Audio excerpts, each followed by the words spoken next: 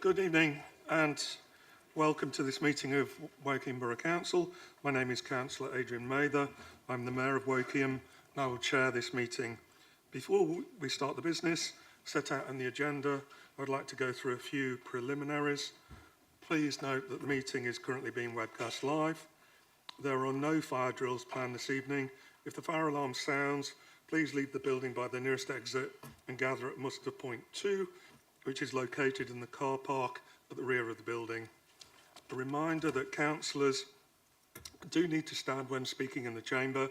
Can councillors ensure that your nameplate is clearly displayed in front of you? May I remind everyone that I intend to adhere strictly to the timing set out in the Constitution. I would like to remind councillors to be mindful to speak directly into their microphones when speaking. If councillors turn away from the microphone, the sound will not be picked up for the online attendees. The first item is apologies. Are there any apologies for absence? There are 2 apologies for absence, Councillor Bray and Councillor Montgomery. In addition, we have 2 councillors online, that's Councillor Solomon and Councillor de Jong. Thank you very much, Susan. Next item is minutes of the previous meeting.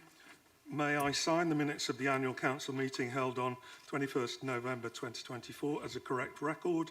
May I have a show of hands? Thank you. As there's a majority, the minutes are agreed. Thank you. Declarations of interest. Does anyone wish to declare an interest on any item on the agenda?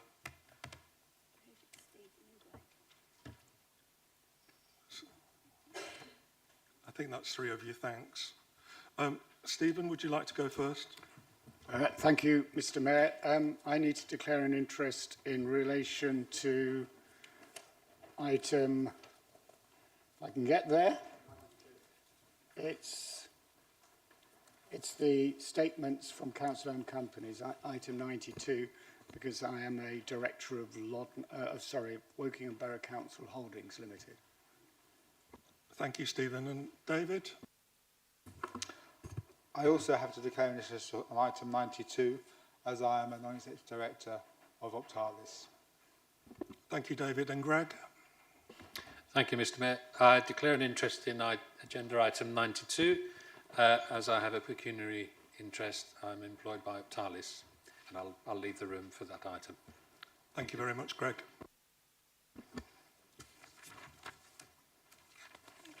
We now move on to public question time. But before we do that, I would like to propose that Council Procedure Rule 4221, timing and order of business, to be suspended. Sorry, excuse me. I'm on the wrong page, apologies. This is the first time this has happened. Oh, sorry, the next item is Mayor's announcements. December is a very busy period for the Mayor. I attended many superb events celebrating Christmas, including the Mayor's concert at Loddon Valley Leisure Centre, where the hundreds of children from local schools sang superbly. I also attended super events at Pinewood Gym and a number of carol services, including the Refugee Support Group carol service at the Minster in Reading, which was also a fantastic event. Now we come to a nice item. I would like to say a few words about the Mayor's Award, which is awarded for outstanding contribution to the Borough of Wokingham. It gives me great pleasure to announce that the Mayor's Award will be going to the following people: Richard Cottle, Lee Newton and Brian Lee, for their outstanding contributions as volunteers to Woodley Food Bank and as part of TLIP. Thank you very much. Can we have a short round of applause for them, please?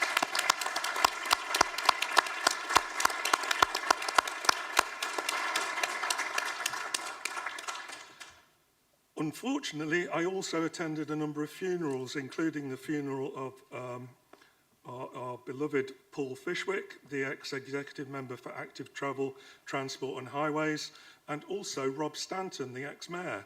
At both funerals, we celebrated the achievements of both Paul and Rob and respected their long service to the community of Wokingham Borough. I believe that Charles Margetts would like to say a few words on Rob. Thank you, Mr. Mayor. Rob was a dedicated and committed local councillor. He was, when I was first elected, working in the same ward as me. This was a second career for Rob after he left WH Smith. He held the Finch-Hampstead North seat from 2002 to 2018. Rob was very much a people person. When you were out on the streets with him in Finch-Hampstead, he seemed to know at least 50% of the population and was someone who was instantly at home in every scenario. Canvassing with him, to be frank, was a nightmare. Within 15 minutes of starting, you'd be at the end of a road and Rob would be 20 houses away, engaged in a long and friendly conversation about nothing, or it seemed to me at the time. He was instrumental in the campaign for what he called the school in the south, which is now known as Bowhunt School. He held several executive roles at WBC, including several years as lead member for Children's Services and deputy leader under the leadership of David Lee. His proudest moment as a Wokingham councillor was to be mayor of Wokingham in his last year at the council. Following his brush with bladder cancer, he was heavily involved with fundraising for the Royal Berkshire Hospital and set up the bladder cancer support group to help other patients. He's fondly remembered in Finch-Hampstead, and until very recently you'd still have people asking how he was, where he was, basically what he was doing these days. And if I had one last chance to speak to him, I'd simply say thank you to him for his 16 years of dedicated service for the community. Thank you, Charles. Unfortunately, I've also been informed that another ex-mayor of Wokingham Borough, Diana Carpenter, has sadly passed away. Our thoughts and prayers are with Diana's friends and family. I propose that we have a 1-minute silence as a mark of respect.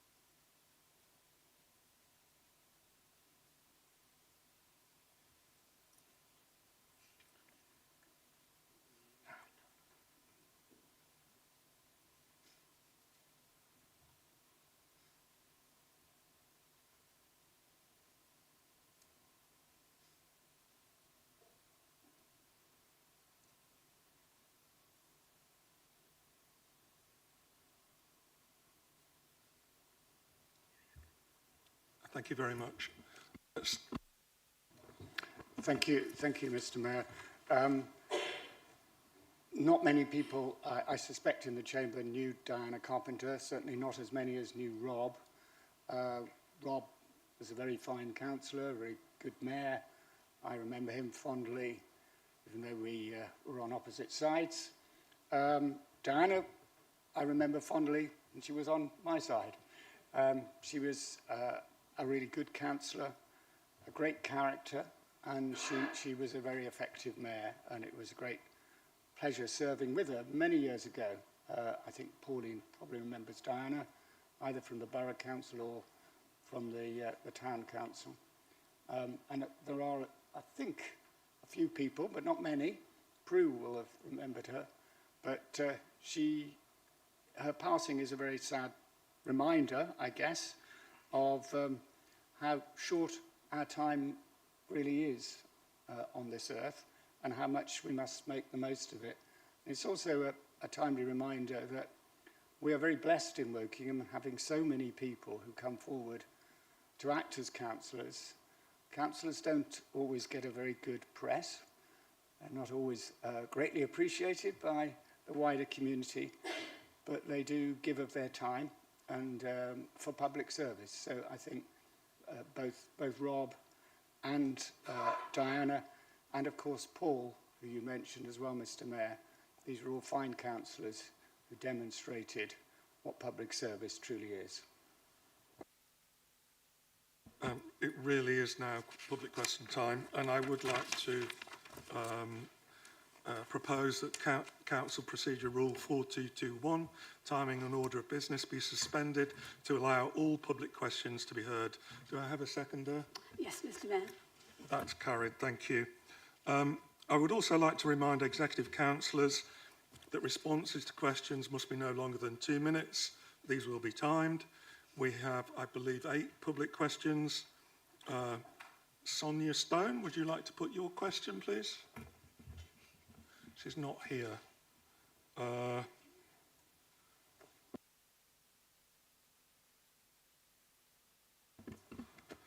Since this lady, Sonia Stone, is not here, she will get a written answer. Mr. Spencer King, would you like to ask your question? He's not here either. Okay. Hopefully Peter's here. Peter, are you here?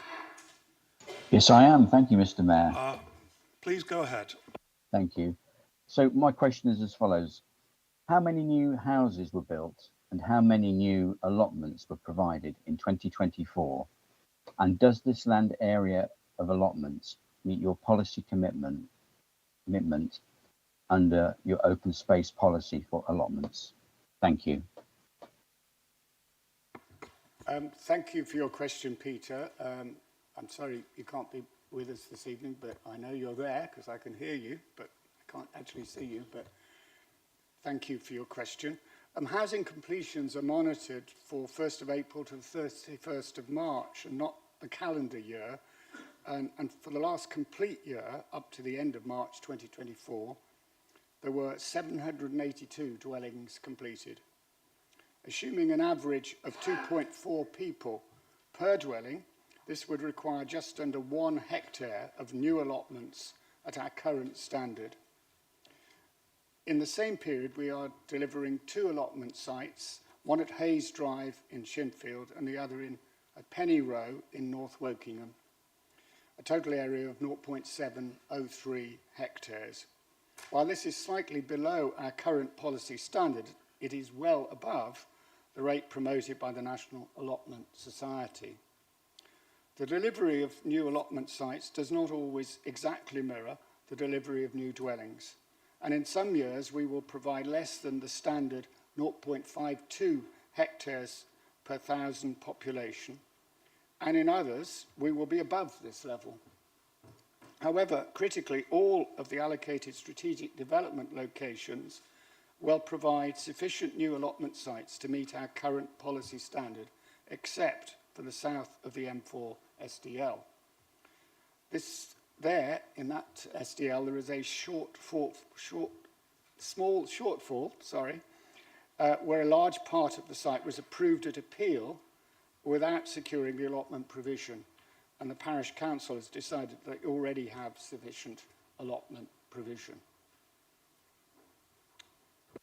Thank you, Stephen. Peter, do you have a supplementary question? Yes, I do, Mr. Mayor. And thank you, Stephen, for your detailed reply. So my supplementary question is as follows. I have read in the media that the target for new houses in 2025 is 1,336. What is the target for new allotments in 2025, please? Thank you. Thank you for that, Peter. We are progressing our new local plan as the government's transitional arrangements allow us to do on the old figure of 748 dwellings per year. The new numbers will not affect plan making in the near future. But it's important, I think, to stress that until we have a new local plan adopted, we have no 5-year land supply. And in the absence of a 5-year land supply, we are exposed to the full impact of the so-called tilted balance in favour of development, unless the harms demonstrably and substantially, that's the wording I think, outweigh the benefits. It's therefore in everyone's interest for us to get on with getting our new local plan adopted as soon as possible. Thank you, Stephen. Mr. Peter Humphreys, please. At September's full council meeting, I asked the executive member for Highways whether he was content with WBC's random, expensive, ineffective and poor quality approach to so-called pothole repairs. Due to Councillor Fishwick's illness, Councillor Conway took my initial question with regard to the supplementary. He said he couldn't speak for Paul and added it would be best if he put me in contact with him directly. We did exchange emails and Paul agreed to visit the 2 botched jobs I highlighted, but sadly Paul passed away before this could happen. With an extensive repair programme for the next 18 months announced in recent public notices, clearly now is the time to take stock before the costly mistakes are repeated at taxpayers' expense. Will you commit to Paul's promise and visit the botched jobs in Sarum and Shefford Crescents?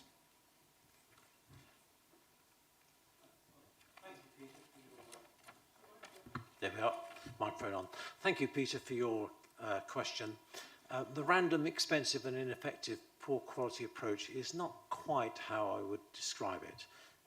The meeting was offered to you personally by Paul, and whilst his expertise is greater than mine in such matters, I'm happy to meet you, but I will bring along with me an officer from the Highway and Transport team.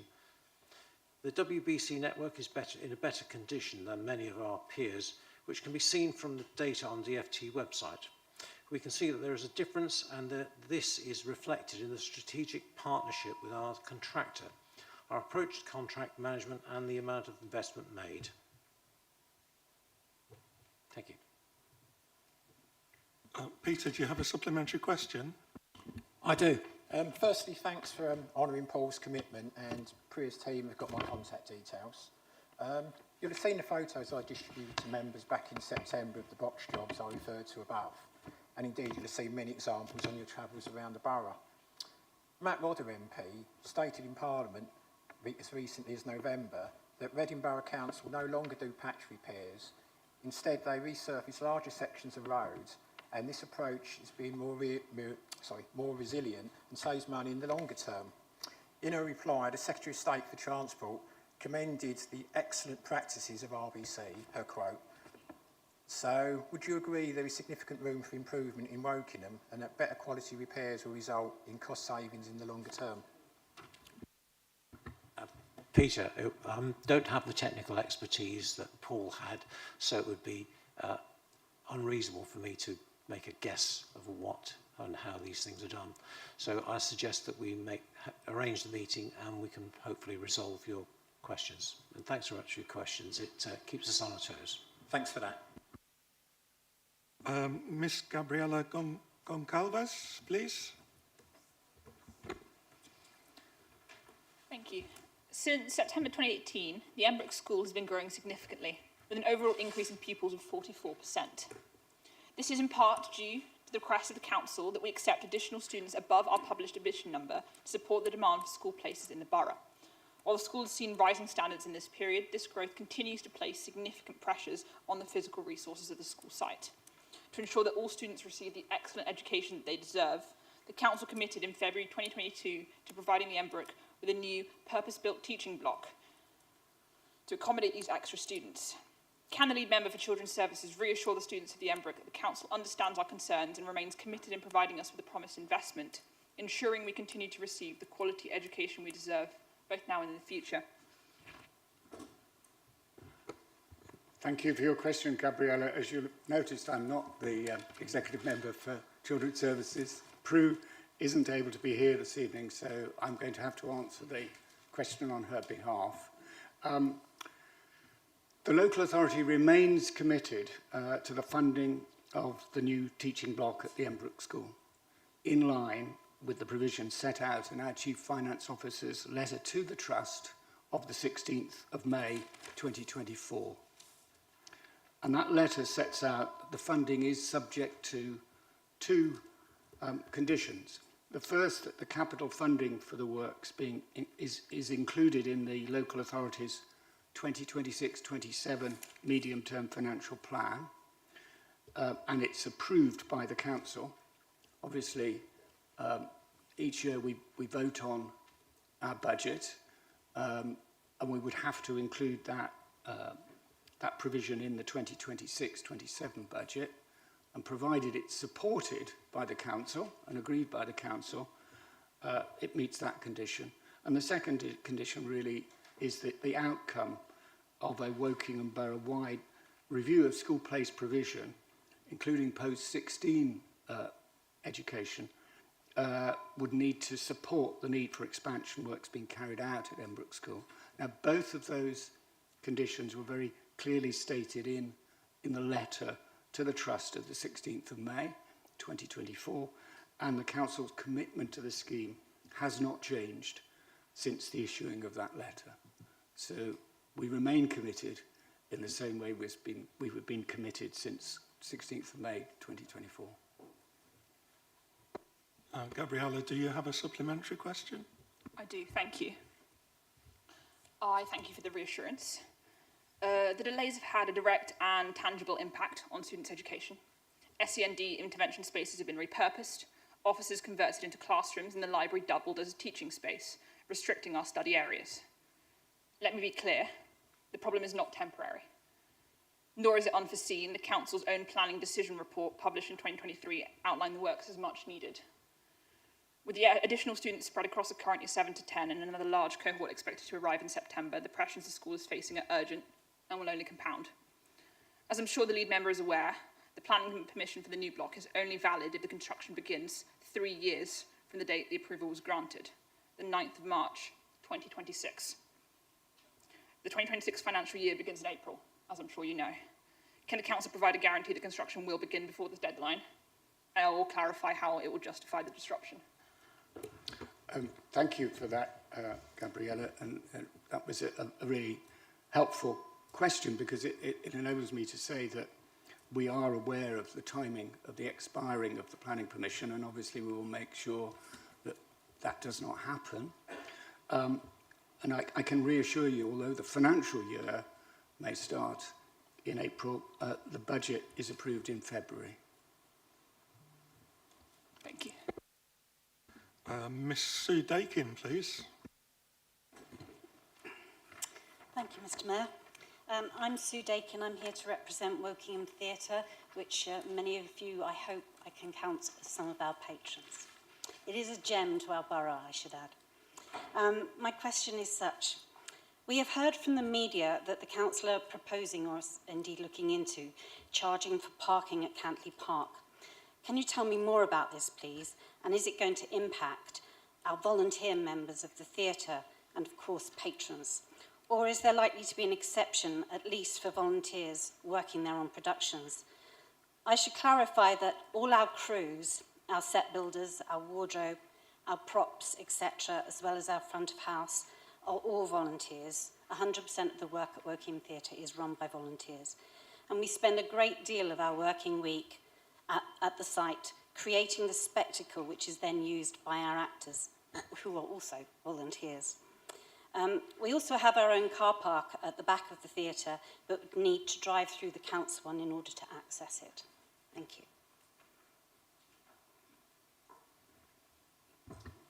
Well, thanks for your question. The Wokingham Borough, as you may or may not know, is amongst the lowest funded unitary councils in the country and is currently facing unprecedented financial challenges, such as the rising demand for adult social care and special educational needs. In the light of these pressures, the council is unable to continue to provide the extensive facilities at Cantley Park without asking those that use them to contribute to their upkeep. Consequently, the council is proposing to introduce parking charges similar to those currently in use at the other leisure sites like Dinton Pastures and California Country Parks. This will mean that visitors using the facilities at Cantley Park will need to pay a parking charge during the week and at the weekends between 6 a.m. and 10 p.m. We already manage free parking for volunteers at the Country Park sites and can see no reason why we can't explore a similar arrangement to accommodate the theatre volunteers at Cantley Park. I hope that is useful to you. Ms Dakin, do you have a supplementary question? I do. Thank you very much for that. Very interesting. I'll look forward to seeing how that turns out. But I just wanted to point out something else I think that the council should be considering with this matter, because there's also the serious matter of safeguarding, as our youth theatre runs 5 days a week and parents drop their children off and collect them at the end of the sessions from the door. I'm sure this is a similar concern for the sporting clubs that use the facilities there. How will the council prevent the situation where children might be forced to wander out to the main road to locate their parents who have been put off parking due to the charge? Thanks very much for that supplementary. Again, I wouldn't like to make commitments here and now without looking into how we can arrange something to deal with your concerns. So we'll give you a written reply. Mr. Dan de Vertul. Hi, it's Dan de Vertai. I'm a member, I'm a resident of the Evidence Ward, but I'm here today as a member of the Bourbons of Burley Archery Club. And I'm here to talk because the club has been at Cantley for 35 years. As a long-paying member, we pay a licensing fee and leasing fees to the WBC for that privilege. We're a multi-generational club. We have about 130 members, so smaller than the theatre, but ages 11 to 80, and we're open to anybody who can safely pass an introductory to archery course. We are one of the largest archery clubs in Berkshire, and we are successful because of our volunteers. So from our retirees who mend the club hut or fix equipment, to our large cadre of coaches who do the coaching for all the courses, our volunteers give their time and expertise freely. Unfortunately, just like with Sue, that's multiple tens of hours a week we spend at Cantley Park, and for that reason we're worried about the impact that will have on our volunteers, potentially costs going into hundreds of thousands of pounds a year for our volunteers to be at the site, and we worry about, therefore, the sustainability of the club. So that comes back to my question, which is recorded and you're aware of and very similar to Sue's. How does the WBC plan to mitigate the impact of proposed car parking charges at Cantley Park on sports clubs who rely on their volunteer members' time to run sustainably? Thanks very much for your question. Well, the answer to the first part is the same, really. The Wokingham Borough is amongst the lowest funded unitary councils in the country and is currently facing unprecedented financial challenges, such as the rising demand for adult social care and special educational needs. In the light of these pressures, the council is unable to continue to provide the extensive facilities at Cantley Park without asking those that use them to contribute to their upkeep. Consequently, the council is proposing to introduce parking charges similar to those currently in use at our other leisure sites, like Dinton Pastures, California Country Park.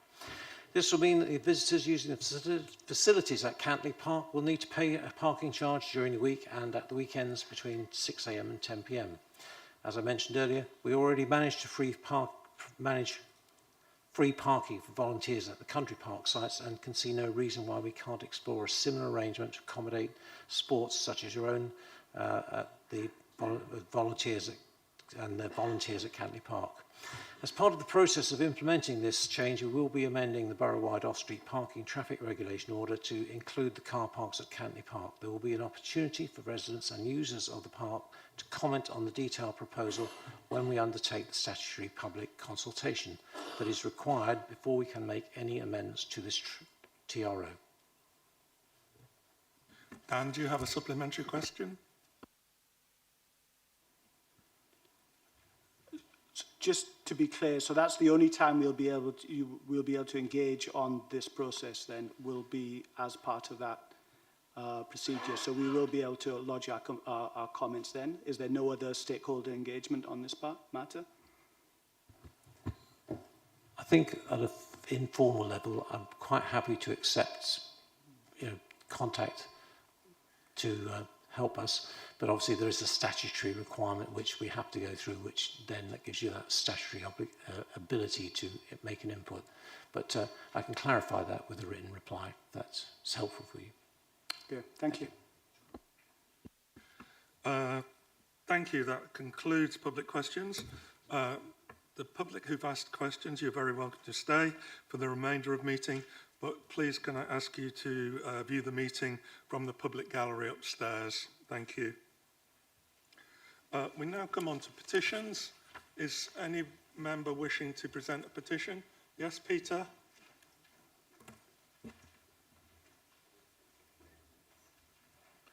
Do you want to present it to Democratic Services, Peter? Mr Mayor, it's an e-petition and therefore it has been emailed already. Okay, understood. So I have... You've got 3 minutes to talk to your petition. Thank you. Most kind. Mr Mayor, I am presenting a petition this evening signed by over 1,000 local residents calling for changes to the new junction at California Crossroads to improve safety and reduce the risk of accidents and injuries. The history of the scheme is well known to members, with several petitions brought to Council asking to stop the development and rethink the design, but these were ignored and the scheme was carried out regardless. The new junction has been in place since September last year, and many residents have contacted me about the unconventional road markings and their personal experience of the risk of using the junction. Standard road markings for a roundabout have not been applied, meaning motorists are unsure how to negotiate the junction.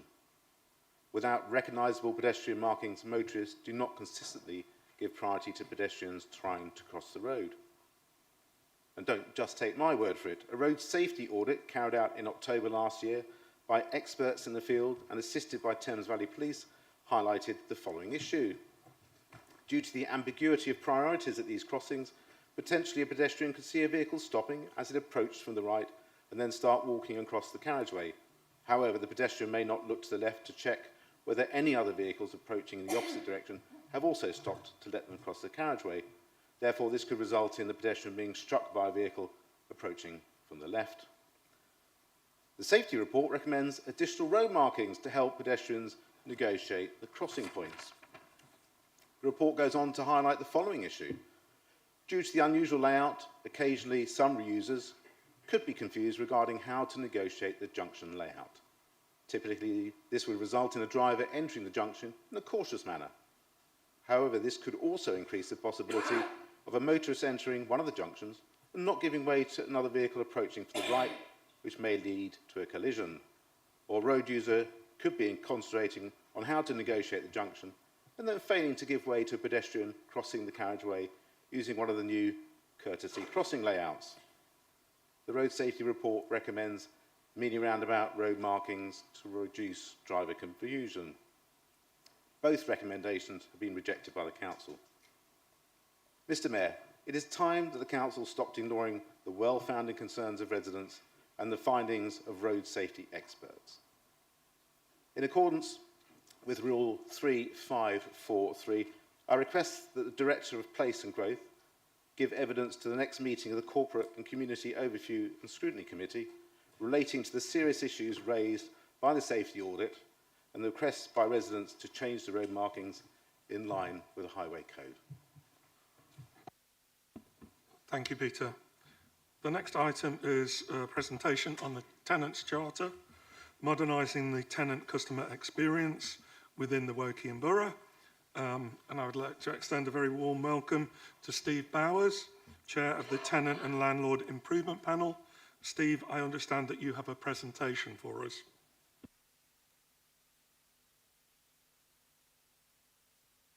The microphone being on, is that acceptable? No, I've turned it on. You've turned it on. Oh, I can hear myself now. Blimey. We can all hear you now, Steve. Oh, good. That's well, I don't know. Well, thank you very much, ladies and gentlemen, for us coming along this afternoon, this evening. It's been a long day. We had TLIP today, so first what I'd like to start, we've got a presentation for you in a minute. We're going to do that, but first I would like to do some thank yous first at the beginning rather than the end. I'd like to say thank you to my involved tenants, well, not mine, but us involved tenants. We added it up the other day, and believe it or believe it not, there's 16, well, there's 17 of us, but 16 of us put into this. We've done 180 years volunteering between us, all 16 of us. So that is something incredible as far as I'm concerned anyway. So that's 180 years when you think about it. So I would just like to thank them, thank Lee, who is up there, who got the mayoral award today. So you're all cluttered up with involved tenants today. So that's good. I'd like to thank the members of TLIP for what they've been doing and what they have done in the past. So thank you very much for that. So we're going to go on to this presentation. This might work. I don't know. We'll find out. So here we go. Right, Kim, can we do what we're going to do? Yep, so the presentation is up, Steve. Right, the presentation's up. Stephen, up there, apparently, is some letters. Could you pick a letter, please? Why did you pick on me? Because you're the leader of the council. I've got to pick C, obviously. You've got to pick C. So what we got with that? Well, Conway, I think, is mine. It won't let you do it. Hang on a second. You can have T.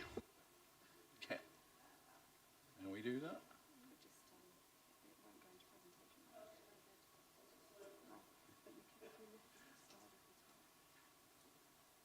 I knew it wouldn't work.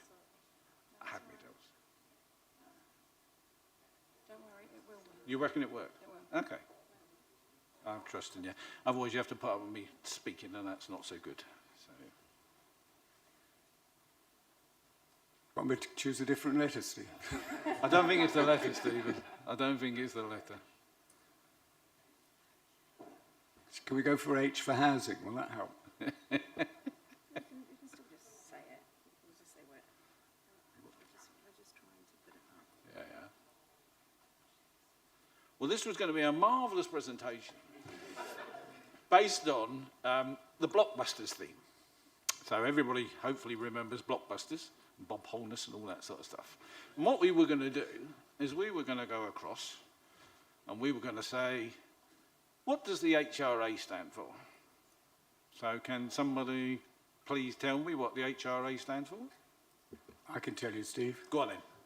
Housing Revenue Account. Housing Revenue Account, thank you very much. So the Housing Revenue Account, as we all know, got it. Right, so I'll carry on with the HRA. Have you tried to present it instead of just having it up? Come here, come here. What have we got? Right, so now you need someone. You present. Oh yeah, now you're presenting. It should be. No, it's the sound that doesn't come up. Oh, have you not got sound? Yeah. What's that? What's that? Don't worry about the sound. I'll follow. Oh, as in there should be a sound that There plays. should be a sound Right, for every okay. letter. Right. Hopefully you're going to choose HRA, Stephen. It's got that one. That's done. That's done. Right, so the HRA raises £15.5 million a year. We're very lucky with the staff that we have, the officers that we have in the HRA. I'm very lucky to be able to chair the Gorse Ride steering group. And on that, we have people like Joanna Flaxman. We also have a gentleman called Neil Jones. And I don't know if any of you guys have come across Neil. He's not, I don't think he's employed by the HRA, but he gets involved with all the housing and everything down there. Neil, bless him, went above and beyond this year. I like to sort of sound him out. He's not going to like it, but I'll tell him anyway. But Neil was contacted by a resident or tenant that was moved into one of the new houses in Gorse Ride, and she'd lost her cat. Well, you might say, well, that's a bit strange. Well, it's even stranger because she notified him on New Year's Day. He came out from the other side of Reading on New Year's Day to come and find this tenant's cat, which had gone up into the new apartments that are bought there. And he went up there and he got the cat back and gave it back to the tenant and then went home. And those are the sorts of calibre that people we have in the HRA. We have Ellen Coombs, we have Simon Hawley, we have John Chalmers, we have Dina, we have loads and loads of people. So we're very, very fortunate with the people that we have within the HRA. And the officers, all of them, without exception, as far as I can tell, go above and beyond. There's a couple that go above and beyond even further than that. One of them's sitting alongside me, Kim Yakubushin. She has been alongside me for years. And then we've got another one that sits up there called Hannah Lee, and she's just come back to housing, and it's great to have her back. So that's the HRA. Another letter. Rebecca, where are you? You can choose. I'm over here. You're over there. In the corner. In the corner, hiding in the corner. Hiding from you, Steve. As usual. Can you choose a letter, please? I'll have R, please. Right. So, the RSH. Does anybody know what the RSH is? There are any hands up? No? No. So this is the regulator of social housing. And they're going to come along and visit us at some stage. And they're going to give us a rating, hopefully, of C1.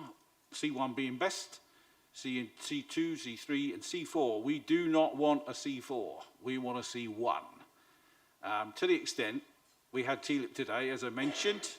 And we invited them along to come and see us again. A lady called Kate Dodsworth. Yeah, she came along with Fleur Priest-Stevens and visited us, and we talked all about stuff that went on in the regulator of social housing stuff and about our compliance stuff. Now, compliance is our new tenants measures that we have to apply to for the regulator. Thank you. And we now have a set of 6, isn't it? Yeah. Yes. And they go right the way through. And they mentioned electrical testing. Electrical testing is not a measure, but Wokingham does it. Does it in case, well, we do it because we want to do it, not because we have to do it. And we also do damp and mould as well. And they seem to like that idea that we already done it. It will come into legislation, I would imagine, at some stage, but they're compliant. And all those compliant stuff, bar the electrical stuff, we're running at 100%. So that's gas servicing, Legionellas, fire, lifts, the whole bit. So they were very, they asked us to have a little pre-meeting with me and Kim just to see what we wanted and what we wanted for them. So we're getting the likes of those people coming along to TLIP, which is really good. And, yeah, well, I'll leave it there, I think, for the social right. Who should we have next? Mary Louise, where are you? Marie Louise, where are you? I knew it was happening. I'm just up here. You're up there. A letter, please. Okay. This is giving me kind of flashbacks to watching blockbusters on the telly when I was little. Not everyone remembers it. Can I have a C, please?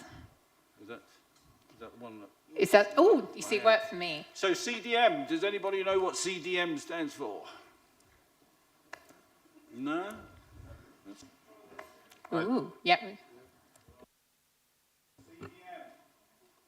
Construction Design Management. CDM, anybody know what CDM stands for? Yes? Yeah. Construction Design Management. No. No?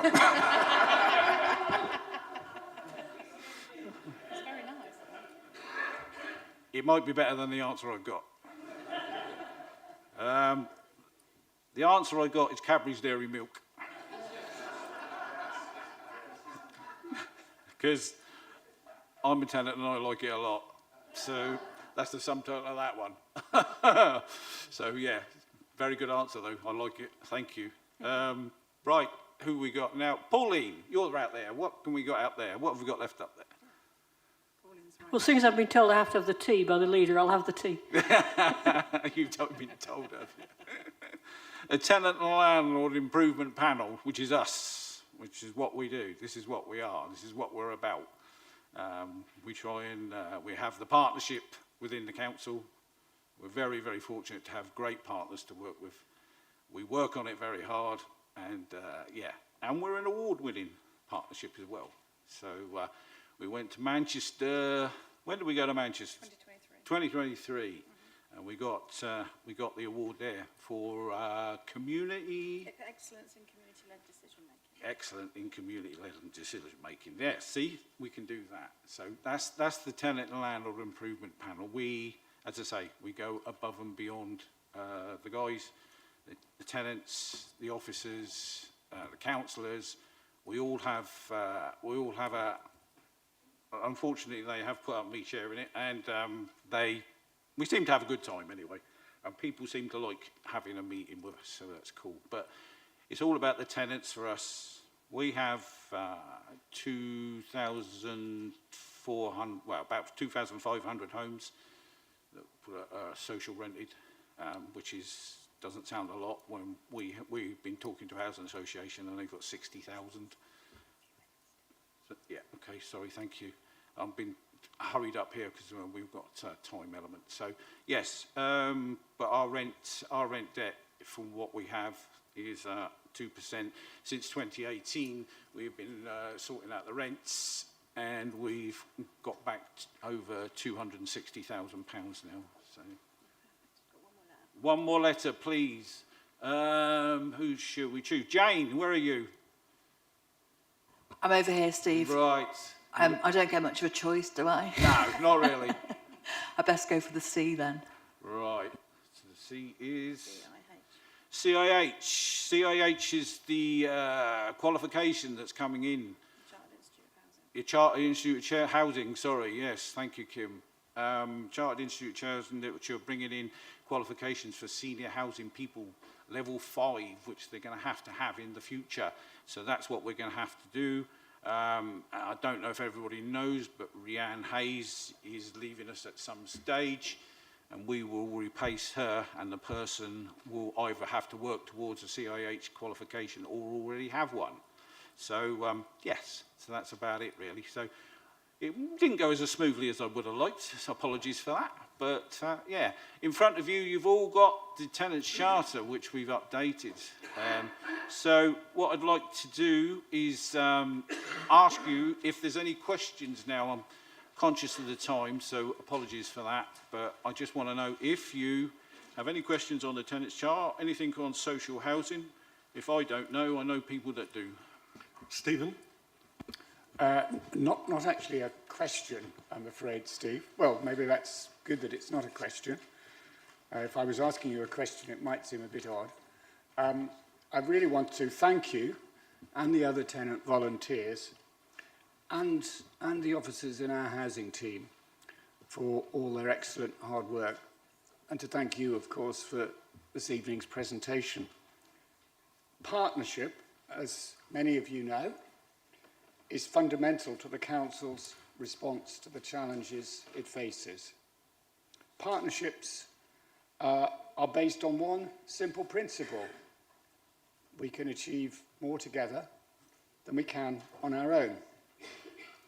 No partnership is more important than that between the Council and those of its residents who live in the Council's own housing stock.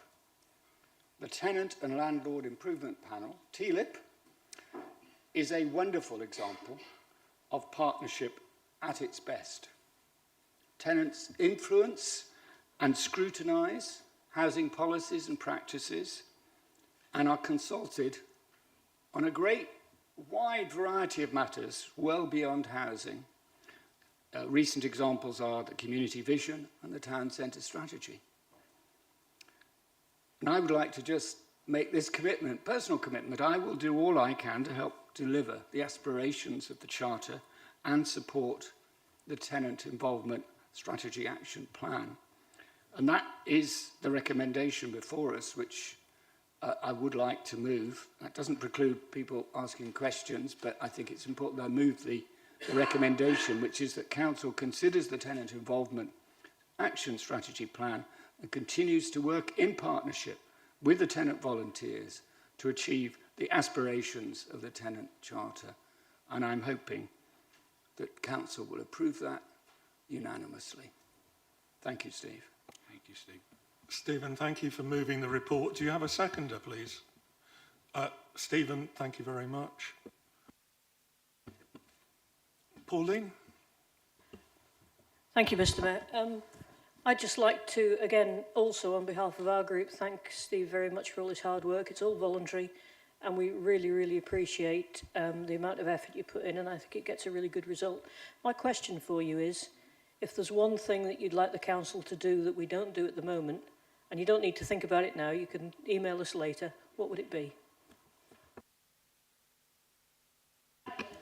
Well, I agree with you there. That's plain and simple thing, Pauline, is build as much social housing as we can. I know we're limited for the headroom and finances and one thing and another, but we've got to think about the people that are out there and how they're coping, the homelessness people and people that are living in. Our quality of our housing isn't too bad. We're up to 100% on decent homes, but we still can do better. we've got retrofitting coming down the line at us, we've got right to buys coming down the line at us. So we've got a lot of stuff coming and we'll tackle, but fundamentally we need to build more social housing to cope with that. And I'm not saying that because I just think it's what we should be doing as people to do it and get people. I can point you at 3 business people within Gorse Ride that have been captured by social homes. Otherwise they would have been out on the street. Their businesses went bankrupt and the council saved them and they've got social housing there. I would like to go forward and hopefully have a conversation about what we class as affordable housing. I don't know whether affordable housing is the right area for social housing, but that's another conversation we can have. So there you go. Sorry. Thank you, Steve. I completely agree with you. I was very proud of the fact that we opened Phoenix Crescent and we started the work on Gorse Ride, and I'm certainly committed to providing more social housing. I think it's very important, and thank you very much. Are there any other questions from any other members? Stephen, please.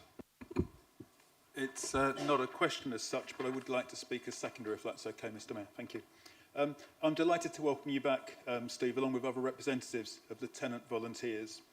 It is great to read and hear about some of the things that you've been achieved over the past year, along with your hopes for the future. Partnerships only work when there is genuine mutual respect, effective two-way communication, energy, enthusiasm, a desire to see change, leadership, and a willingness to compromise. I believe that the achievements over the last 5 years or so really epitomises this and evidences what great outcomes can be achieved when there is a genuine partnership in place.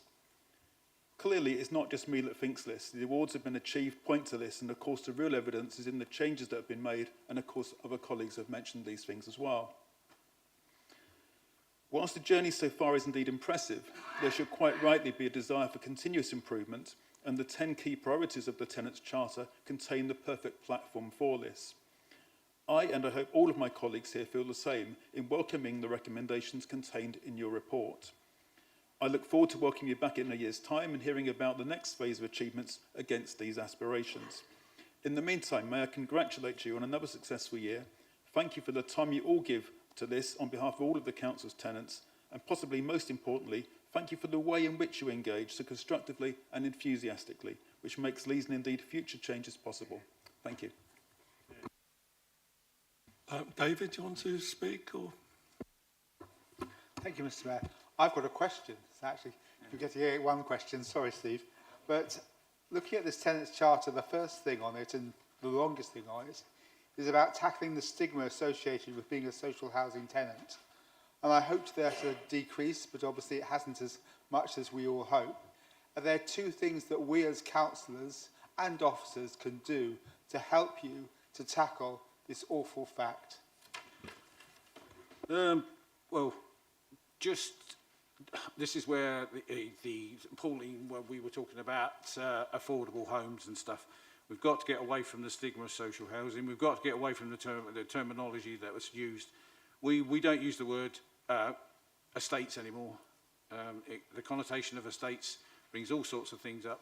We want to call them communities and neighbourhoods, because that's what they are. And if we can use those words, and if the council can adopt that, which I think they will and they have, that's taking us down the right road. And it's just getting away from that idea that every person that lives in a social home is a benefit, fraud or whatever. And that's what we want to avoid, is not do that. My partner's Annette is up there, and between us, we've got 5 children. 5 of them all own their own homes. One of them's got a degree in architecture, and they just went on and they've gone above and beyond.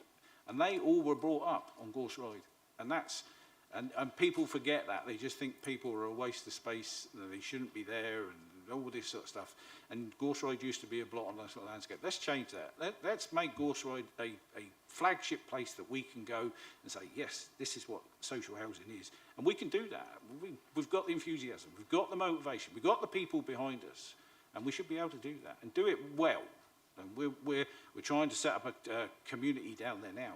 And we're a few years away from it, but we can make it happen. and get away from the stigma of social housing, because it is a stigma for people. I've taken it to Arch, which is the Association of Retained Council Housing, and they have the same problem right the way across the country. There's a stigma. There's 68 councils are involved with Arch, and I brought up the subject of stigma the other day, and we're trying to tackle it on that point. So we're trying to tackle it on all fronts. We've got to go to all sorts of places and just say, look, this is what we're about. I'm very fortunate. I live in a relatively new home, been in there 4 years now, in Arnett Avenue. It's you can't quantify how it changes your life living in a decent home. But we can do that. That's what we can do, and we're doing it in Gorse Ride. So let's just keep the motivation going and keep the enthusiasm going. Let's not wane and worry about it. Let's get stuck into it. And with the guys that are on TLIP and all your support, the whole group of you here, we're non-political in TLIP, and that's the way we should be. And we get things done because we're non-political. You know, you guys have got your own political agendas. That's fine by me. But when you come to TLIP, there ain't none of that. Sorry, mate, I went on and I shouldn't have done so much. So. Thank you very much, Steve. I think there are no further questions. I would like to move to a vote, unless anyone wants to speak against this report. Is there? Yeah, we've got them. Stephen proposed it, spoke to it. Stephen Newton seconded it. So nobody wishing to speak against the report. So we'll move straight to the vote. All of those in favour of adopting this item and the recommendations as laid out in the report, please raise your hand. Thank you very much. Please put them down. Those against? Abstentions? No. That's carried unanimously. Thank you very much. Thank you very much, Steve and Kim. A round of applause, please.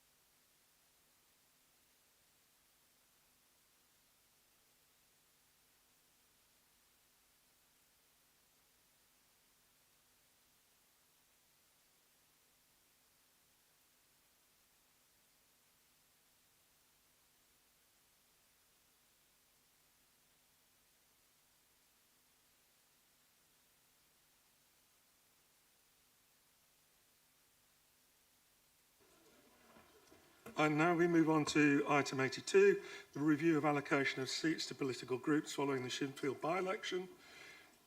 Councillors, to note that there is a supplementary revised appendix that has been circulated for this item. I understand Councillor Stephen Conway is proposing this report. Is that correct? It is. Is there a seconder? I'm sure there Imogen, is. thank you very much. Would you like me to speak? It's all yours, Stephen. I'm not going to detain colleagues for very long on this because it is simply a formulaic matter of recalculation that's necessary in the event of a by-election or as we currently have a vacancy, which complicates things. But we are in the position where we're required to make these adjustments. It may well be that we're going to need to make them again in the near future as a result of the Winnersh by-election. But at the moment, what we are asked to do is approve the revised recommendation, which is on this separate piece of paper. And you can see there are 4 recommendations that we note the representation of the political groups on the council following the Shinfield by-election as advised to the Chief Executive. It's 26 Liberal Democrat members, 20 Conservative group members, 7 Labour group members, 1 vacancy.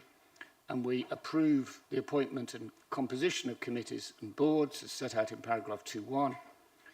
We approve the allocation of seats to committees and boards on the basis of that. Of the 95 seats, 47 be allocated to the Liberal Democrat group, 36 be allocated to the Conservative group, and 12 to the Labour group.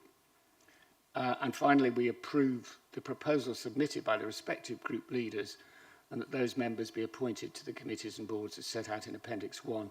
And it's important that you look at the new version here, because that contains the names. So that's the proposal, and I don't think that I need to say anything further on it, Mr. Mayor. Thank you, Stephen. Does any member wish to speak against the report? If there's nobody speaking against, then we will go straight to a vote.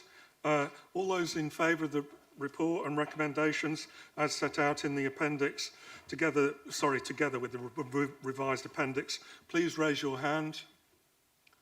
Thank you. Those against? Abstentions? That's carried unanimously. The recommendations are carried. Thank you. Now we move on to council tax base. I understand Councillor Imogen Shepherd-Dubay is proposing this report. Is that correct? Thank you. Is there a seconder?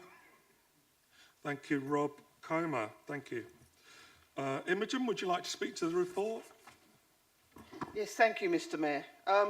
Basically, you can tell that it's January again because setting the council tax base is an important part of setting our budget and must be done by the 31st of January every year. It is an essential information for us, as well as the police and fire service and the town and parish councils, so that they can also set their preset requirements. So the data shown in this report is broken down by town and parish council areas. The council tax base calculation is formed by averaging the payments as a Band D equivalent property, also taking into account of those residents who will receive discounts and exemptions. So, for instance, a Band H property, which pays twice as much as a Band D property, would be counted as 2 properties, and a Band A property is counted as 67% of a Band D property. So it's an interesting calculation to make it all work. But this year's tax-based calculation begins by showing us there is a total of 74,902 properties in the council tax register as of the 1st of October 2024. And they always measure it from 1st of October of every year. This is an increase from last year of 899 physical properties, which shows how our borough is growing. So it's a good measure to see what's growing, who's moving in and what's going on. While some might see that the addition of the extra council tax as a good thing, these new residents are also in need of our services. Is it important to note that these residents will need their bins collecting, their roads repaired, school places, libraries, leisure centres, and the extra income they bring really does little to help the council with their financial squeeze overall. So looking at the calculation, after making all the relevant adjustments for discounts, exemptions, new bills, bad debts, etc., the proposed tax base, rounded up, increases this year to 77,780 for 25-26. On page 81, you can see which areas have the most development and where the greatest rate of change is occurring and where the new housing is coming online. Largely, these are the areas of Finchampstead, Barkham and Wokingham Town. In total, the new council tax base this year is amounts to around 1% increase across the whole of the Wokingham Borough area. There is really very little to debate about on this report, as it is a simple set of calculations that have been worked out by our officers. But we do need to agree this as a council, and this report as the recommendation as a key element for setting our annual budget and the council tax requirement. Thank you. Thank you, Imogen. Does anyone wish to speak against the report? If no one wishes to speak against the report, then we'll move to a vote on this item. All those of you in favour of the recommendations as laid out in the report, please raise your hands. Thank you. Put them down, please. Against? Abstentions? That's carried unanimously. Thank you. The recommendations are carried. Now we move on to Council Tax Support Scheme. I understand it's yourself again, Imogen. Yeah, you need a seconder. Thank you, Rachel. Rachel will be the seconder. Imogen, would you like to speak to the report? Yes, of course. Sorry, it's me again, folks. Okay, the Council Tax Support Scheme. Our residents on the lowest incomes are supported by the council and are eligible for discounts in their council tax payments. This is only one of the schemes that we offer of financial support to our residents, and it is calculated on a sliding scale depending on their level of income and the support that they need. The proposals in this year's scheme have not changed significantly from last year, but we are adding an extra £80,000 to our budget to ensure the support we provide remains in line with the expected council tax increases, and that the increases in other benefit payments this coming year are also in line. I'm aware that we have many people whose incomes are just above the level that this scheme supports, who are also struggling financially. Ideally, I would very much like this scheme to be more generous and do more to support our residents who are in the most need. We have spent some time with the officers exploring this, but at the moment our budget overall does not have the latitude to be adjusted to accommodate a wider range of people. However, I do note that our scheme is more generous than many of those around us, and we do continuously review the scheme to consider how we can best distribute this support. Importantly, when individuals approach us for support with their council tax payments, as well as providing support through this scheme, we can keep an eye on our most vulnerable residents and those who are likely to need help. It allows us to direct them to other sources of help, such as the Household Support Grant, the local welfare provision, discretionary housing payments, and support for our voluntary sector partners. It is important to note that our residents who generally cannot pay council tax can also be exempted altogether under the Section 13A scheme. Thank you. Thank you, Imogen. Oh, gosh. Does any member wish to speak against the report? We'll move on to a vote. Sorry, excuse me while I turn my page. All of those in favour of the recommendation set out in the report, please raise your hand. Thank you very much. Those against? Abstentions? That's carried unanimously. The recommendations are carried. Thank you. Now we move on to the Treasury Management Mid-Year Report 2024-25. I understand this is you again, Imogen, if you'd like to take the stage. Is there a seconder? Thank you, Martine. Away you go, Imogen. Thank you. Sorry, everybody, it's me again. And I know these reports are very functional. This report was already presented at our executive meeting last November, and now we are bringing it here because it is vital that the whole council understands that we need to manage our funding cautiously, and that we are all aware of how the council is investing carefully and responsibly. The use of our internal funds prevents us going to external borrowing, which would involve us making costly interest payments from our council's revenue budget account, which is the area of the council's that has the most financial pressure. Using our internal cash resources is just one example of good financial management. The key points to note from the report are: at the end of September 2024, the forecast for the total external general fund debt was 118 million. The average interest rate for external borrowing for 24-25 is forecast to be 3.56%, and it is the hope that this will reduce over the next 12 months.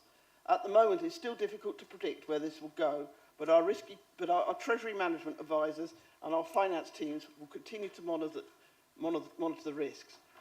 After taking into account cash balances, our net indebtedness, this was considerably lower than the estimates set out on the strategy of 161 million, and reducing any interest costs in the current economic climate is the ideal. The forecast General Fund Capital Financing Requirement, CFR, as of the 31st of March 2025, was significantly lower than the estimate that was set out in the strategy at 392 million, reduced from 434 million. This is achieved through reducing in-year capital spending and maintaining significant levels of debt repayment, or MRP. The council borrows money from other councils, Public Works Loan Board, some external sources, and is free to borrow from wherever the best rate is at the time. These are listed on page 95 and 96 of the report. It is worth noting that the ratio of debt financing cost to the Council's revenue stream is extremely low at 0.25%, even lower than the strategy at 0.71%.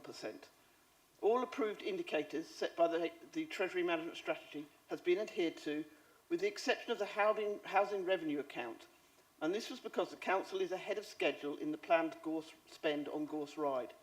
This will be fully paid back in future years, and is actually a good news story, as it means that more social housing is being built quicker than we anticipated, and obviously we've just been talking about that.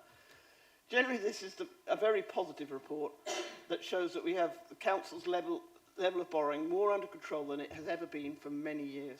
Thank you. Thank you, Imogen. Does any member wish to speak against this report? Thank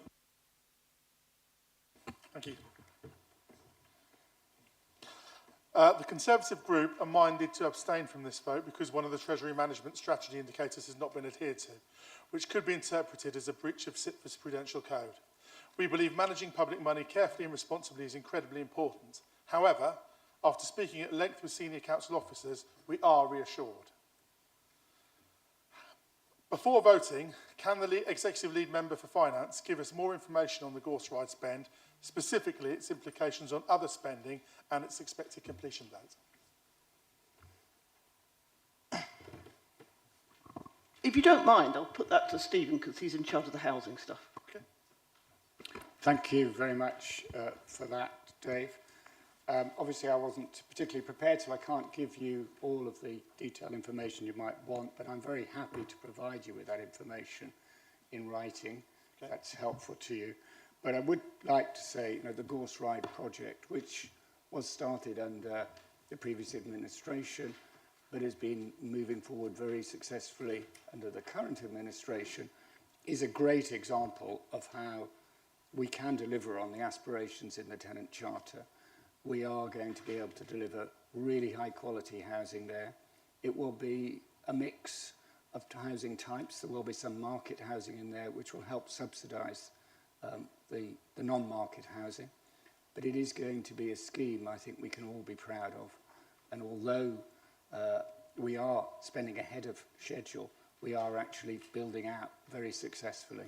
So we are going to be able to deliver the new homes that we are all committed to delivering for those people in our community who desperately need them. So I think we have a very good news story to tell on Gorse Ride, and when I can get you the details, I'll be very happy to share them with you. Martin, thank you. Sorry. I just said thank you. No worries. Martijn, would you like to speak or reserve your right? I would like to reserve my right, please. Okay. Anybody else wish to speak on this item? If there's no further debate, then we... Sorry? Yeah, it goes back to you, Martijn.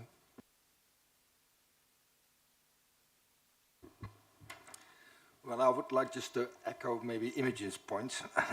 I think the Council anticipates a reduction in external borrowing for the General Fund compared to the previous years, with borrowing levels projecting to fall significantly below the 171 million estimate outlined in the Treasury Management Strategy. This positive outcome is primarily driven by reduced capital finance requirements. Furthermore, the Council financial stability enables an increased reliance on internal borrowing, which helps avoid the need for more costly external financing. All approved indicators in the Treasury Management Strategy have been adhered to, with the exception to the housing revenue account, which Stephen just referred to. This Treasury note highlights that the financial standing of the Council remains robust. It demonstrates good financial management through which the Council has built up a financial resilience and sustainability. Thank you, Martijn. We now move to a vote on this item. All of those in favour of the report and recommendations as set out in the report, please raise your hand. Thank you. Those against, please raise your hand. Those abstentions? That's carried unanimously. Thank you very much.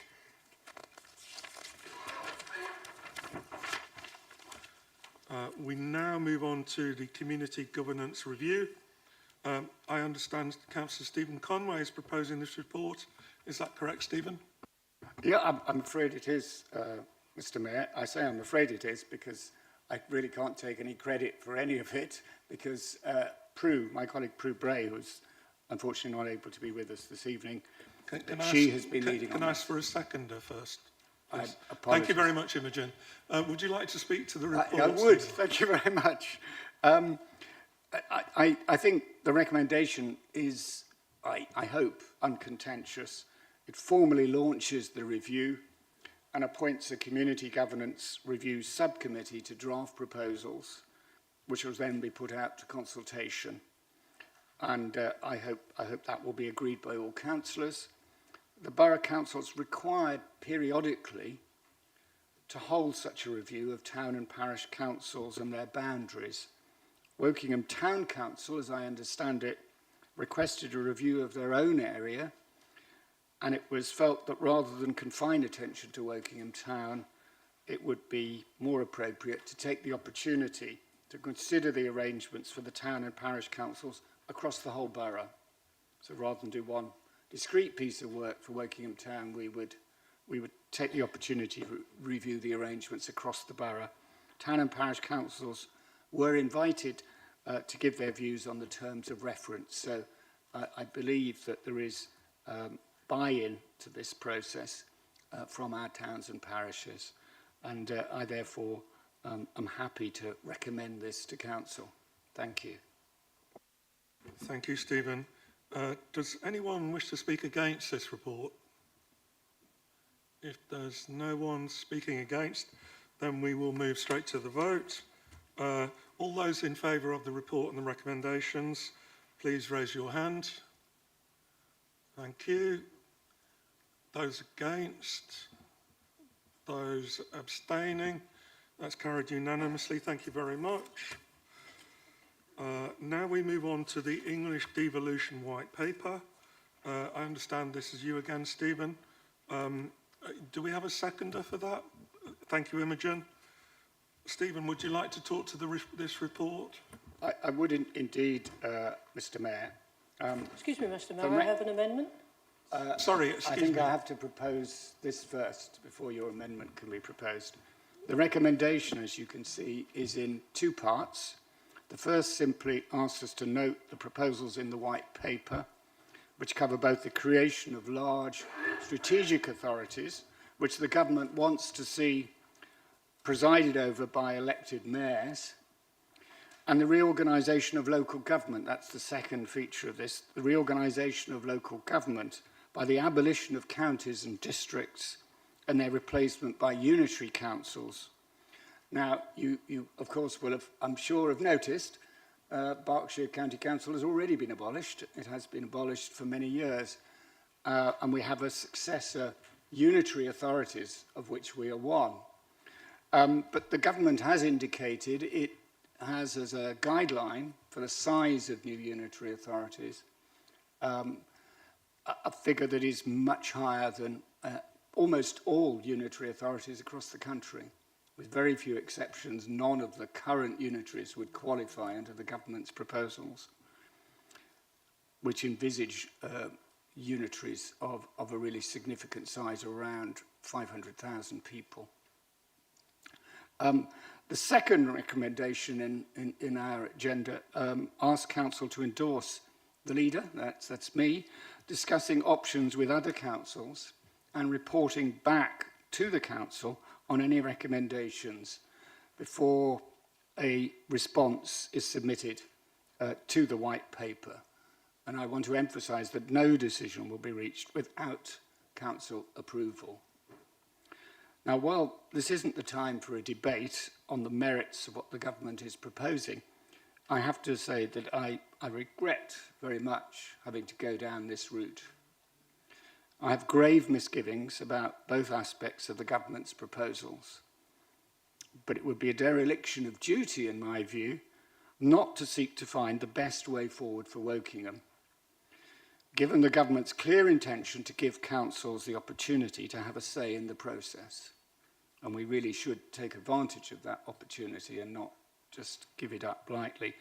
Because if we don't take the opportunities that's being offered to us to shape the process, I think we can be reasonably confident a less favourable solution from our point of view may well be imposed upon us in the not too distant future. So it is in our interests, I think, to proceed with this in the way suggested.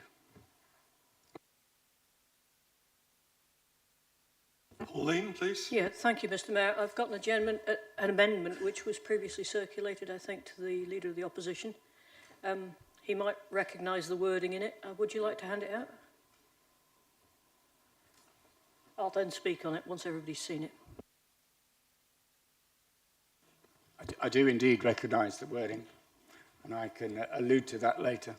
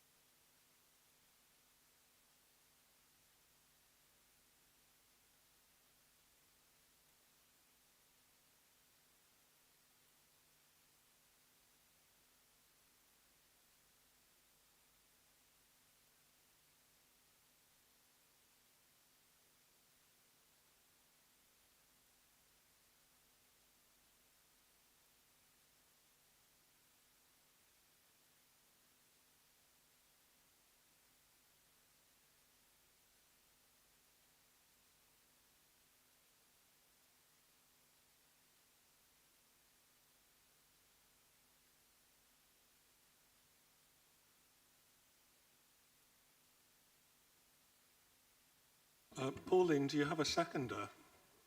Oh, Charles Margetts is going to second, thank you. Imogen, as the seconder for the original report, would you like to speak now or reserve the right?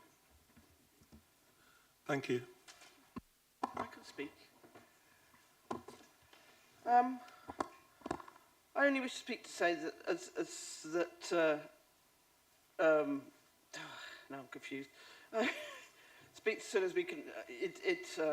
Well, as soon as we can agree a direction on where this council is going in the long term, the better. Because without the assurance about our future, it is difficult for us to make long-term strategic decisions and plans, particularly when it comes to spending. And it would include long-term plans for our adult social care provisions, the possibility of new headquarters. And I'm also pretty sure that the staff who work for this council would also like to have a better idea of where their future is going and what that might be too. So allowing our council leader to start these discussions, I believe, would be a benefit to all of us in the long term. Yes? So really, yeah, that's kind of what I want to say, and I don't feel that this is a negative thing either. So.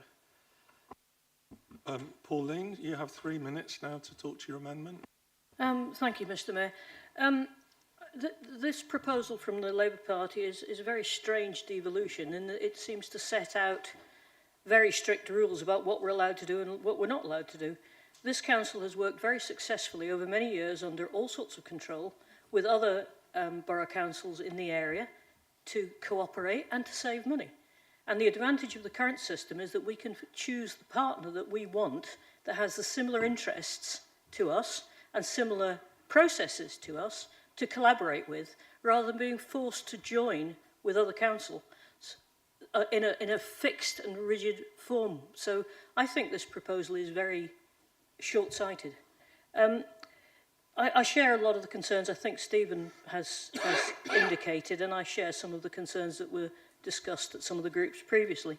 The wording may be recognised. This is the wording that the Liberal Democrat members of Bracknell Borough Council proposed to strengthen the amendment, strengthen the similar proposal that was being discussed at Bracknell. So I would really appreciate it if the Liberal Democrats could vote in favour of this.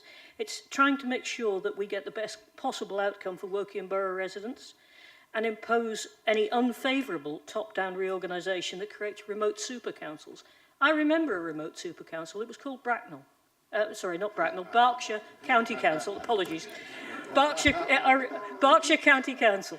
It was completely and utterly remote.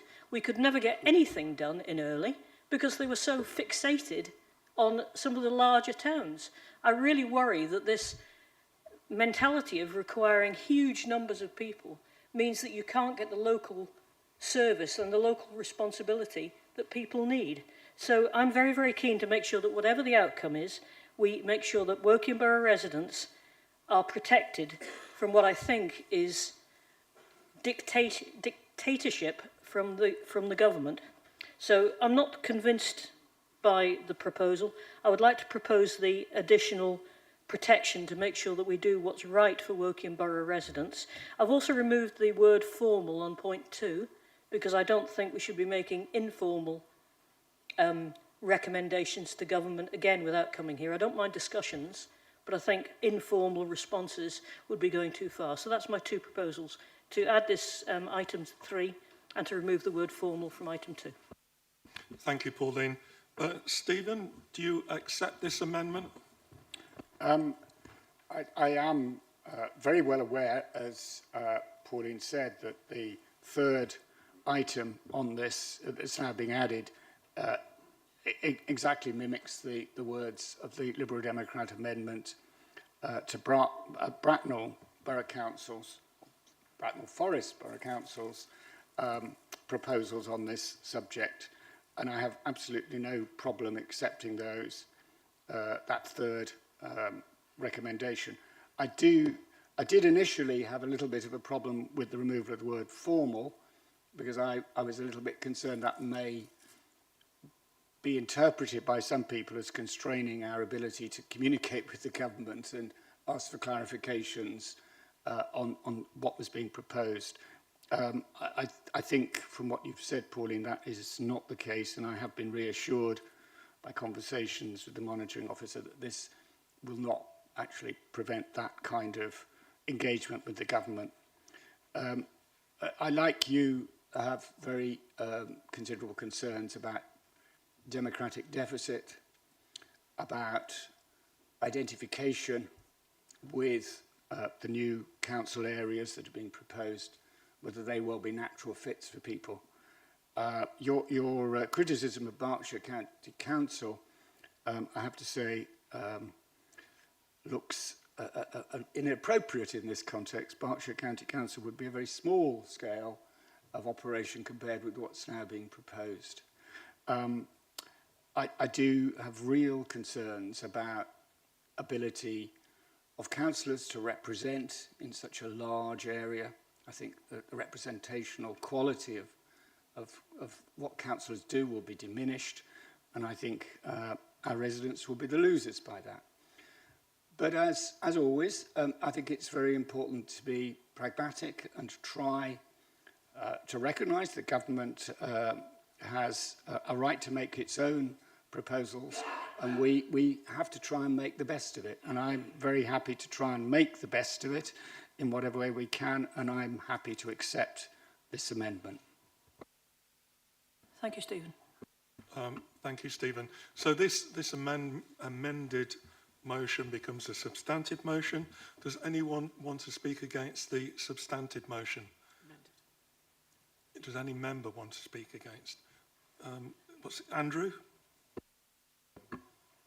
Thank you, Mr. Mayor.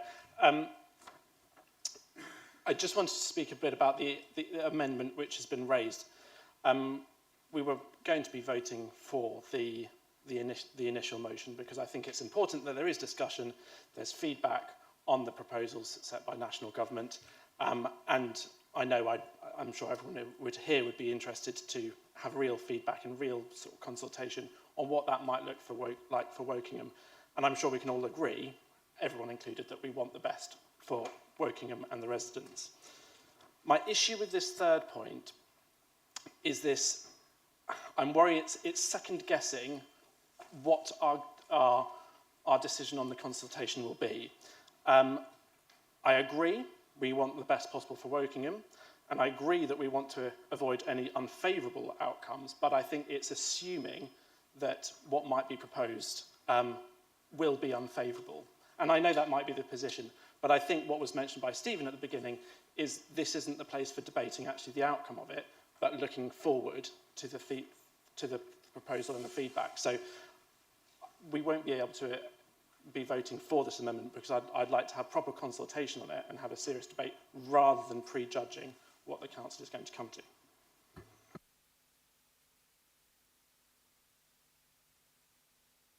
Does anyone else wish to speak to this? If no one else... Stephen, do you want to speak? Well, I was just assuming I had a right of reply as the debate is effectively open again. I completely understand your perspective, Andrew, and I take some comfort from opposing any unfavourable top-down. I mean, I presume if it was a favourable top-down solution, we might look at it more warmly. But I think this is specifically referring to unfavourable, and I think that word is sufficiently a catch-all to enable us to go forward reasonably confidently with this one. So I do understand your concerns, and I have to say, in my experience, I think it's always best to work as collaboratively as possible, and I will be doing my best to ensure that Wokingham's best interests are pursued in all the discussions we have.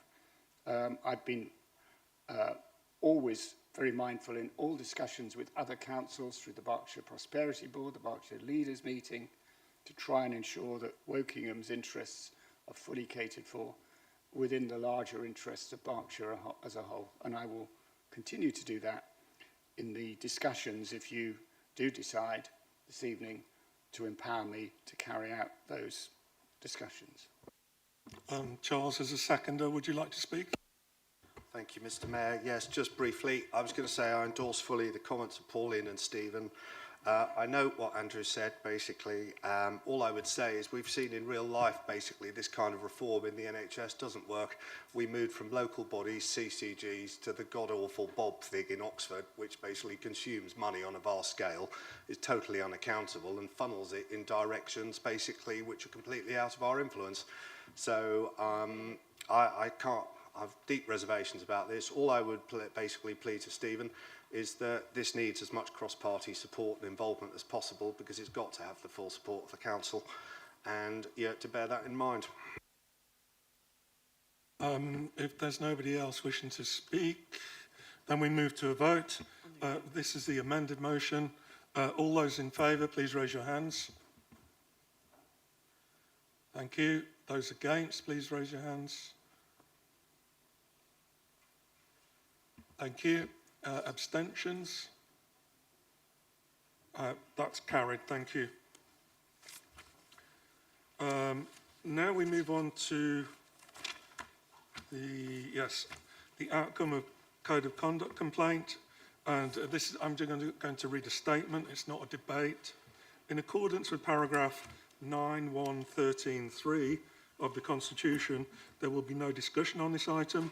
The nature of the complaint is detailed on the agenda front sheets. The decision notice was published in January 2025, following the hearing of the Standards Panel as required by the Constitution. Through the inclusion of this item in the agenda and by referencing it in open session, the minutes of the meeting will record that the Council has noted the decision. Thank you. That concludes this item. Now we move on to Councillor question time, and again I would like to use it's 4.2 points. It's not in, where is it? Yes, 4.2.2.1, timing and order of business be suspended to allow all questions to be asked. Do I have a seconder for that? Yes, Mr Mayor. Thank you very much. That's carried. Right. So we move on to the first question. Alex Freeney, would you like to ask your question, please?